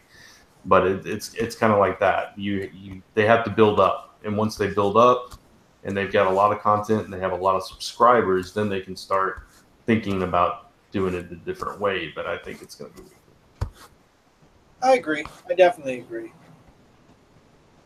Sorry, says even Hulu does it weekly. Netflix, YouTube, and YouTube Red, and Amazon is all at once. Others aren't. Only Hulu. Netflix has done 1 series weekly. It was the Between, I think it was called. And they also have a talk show with Joel McHale from Community. I think that comes out weekly. Yeah. And Hulu does a mixture. But most of theirs is a weekly stuff. Let's see. Runaways was weekly. Yeah, it was weekly. I think the first 2 episodes came out at the same time, and then it was weekly at that. Right. It's like 2 episodes at once, and then they did a weekly. Yeah, but you could do what everybody who wants a binge does. If it's weekly, you just wait till the series is over. Figure if it's 13 episodes, 24 episodes, wait 24 weeks. You got the whole series. No, I doubt it'll be 24 episodes. They'll probably be shorter run. Yeah, I agree with you. It's not going to be 24. It'll probably be a half season like the Netflix shows. Yeah. But they'll bring it back quicker, maybe. Maybe they're already filming season 2. You know, you never know if they've already moved to the next step for the next season. Yeah. Sorry, says the only show that he's iffy on is Swamp Thing. Not really into him, but I like the whole world of the green and the red and the gray. Yeah, I'm not into it either. So, All right. So, a few questions. Scotty asked, "Give me a year in the future that you will get to San Diego Comic-Con." The year that I get a lot of money. I would love to go at least once, but I would say it's probably going to be at least 3 years from now before I'm able to even think about it. And I'll probably be going with Grant, so 3 years. What was that question? What was the question? Give me a year in the future that you will get to San Diego Comic-Con. Yeah, any year I can. Like, I just can't because of work. You know, it's getting off for work for the weekend. Like, I get Sundays off. Sunday's my only day off, so I have Sundays off. But by the time you fly out, I'm not gonna go to San Diego Comic-Con for Sunday, the day that everybody's wrapping up, and it's only up open till like 5 o'clock. So it would be a waste if I ever did go to San Diego Comic-Con just for that one day. I would want to go for the whole week. So I mean the whole 4 days. And the preview night. I would like to do preview night and everything. So anytime I could, I would love to do it. So if it was next year I would go next year. Yeah. There was another one he asked about San Diego Comic-Con. We didn't answer. I think. It was If I snapped my fingers and you were at Comic-Con when it started with an all-access pass for every day and all events, what would be number one on your list to see first? That's hard. The show floor. I love the show floor. That's one thing I loved every year I went to New York Comic Con. I love all the different booths, all the creators that you get to talk with. But you have access to everything, and that all would the be trailers. Oh, All the trailers. I was in a room. All the comic panels, and just like watch all the trailers. That's what you do. Like this. Okay. Man, I don't have a clue. Some behind the scenes thing. I don't know. I love the show floor. I love interacting with all the creators and all the. That's how I met like Pat Chan. That's how I met. I mean, that's how we met Big Riders. I mean, we were just walking our valley and bumped into Dan Job. Yeah. But the show floor is available no matter what kind of ticket you have. I know. Think beyond that, what would be the first thing you do? I have no clue because I've always only ever been on the show floor. Me, it would be some meet and greet with some Hey, I would want to meet. I mean, if they had Kevin Eastman there, shoot, I'll bring all my turtle books. Let's meet. I have total access, right? I can do anything I want. Grab Dan Didio and Jim Lee and say, "What can I do to get me to write Superman comic book?" There you go. Trap them in a room. Trap them in a room with me. If Stan Lee's there, I want Stan Lee. Pitch meetings. There we go. That's what I do. I wouldn't. It wouldn't be a pitch. It would be like a hostage situation. I would have to let me write this. And be like, what can we do to rectify the situation, people? Need to fix this. All right. Or I would go back in time to when they were planning to do Man of Steel, smack Zack Snyder, and get him off the movie. Like when they first announced it, just knock Zack Snyder out, tie him up, throw him in a room. Well, knock Scott Snyder out for metal. Too. No, just Zack while Snyder. You're at it. I know. I'm saying knock Scott Snyder out. Get rid of metal. All the Snyders, knock them out one by one. Just that guy Tom Snyder that we mentioned earlier in the show. And go up and be like, sorry, Zack Snyder said he turned down Man of Steel. He no longer wants to do it. Thank you. Goodbye. And then Michael Bay takes over. Smack Michael Bay. Hey, I just don't want that movie to be made. Scotty said, compared to you guys, I'm not a comic fan. You guys gotta get to Comic-Con. It's your WrestleMania. It's your Woodstock. See, WrestleMania is my WrestleMania. I'm saying I've been to WrestleMania. Been to WrestleMania. Oh yeah. Money. Yeah. When they were in Philly, I've been to WrestleMania. I went there. I went to WrestleMania. I went to SummerSlam. I got a lot of autographs. Like one day, I gotta find the book I have that's all the autographs on it because I got like the Rockers. Back when they were the Rockers. I got Hulk Hogan. I got the Ultimate Warrior. I got Bret the Hitman Hart, Owen Hart. Like I have all the like big people like from when I watched it. Like my big people, like the Junkyard Dog, Macho Man. A lot of them are not with us now. That I have so. Macho Man was my favorite. Every Slim Jim commercial during when he was on WCW, they have the Slim Jim commercials. Hey, you're a nerd. I would never let that go. The biggest events I've been to is Raw and Nitro for WCW. I haven't been to any of the Lucky. Got to experience WCW live. Yeah, I did. I had to leave early, though. It sucked. I was borrowing somebody's car at the time. Frontline 6 in San Diego Comic-Con in 2021. Love it. I would love it too. Yeah, let's try to make that happen. Let me clarify this. Tickets and the flight, and I have a place to stay. Cindy's family lives close to San Diego, so I don't need the place. Let's clarify what, Jay? I just want to clarify one thing. I would like to do this Frontline 6 anywhere. Yeah, that's true. We met in a flat state. We met in a flat state on a field. I would nothing around us, just us. I would still be there in a heartbeat if I could. Oh hell yeah, that's true. So it doesn't have to be a Comic-Con. It doesn't have to be anything special. Just to get to meet the 5 other people would be awesome for me. Yeah. That's right. I completely agree.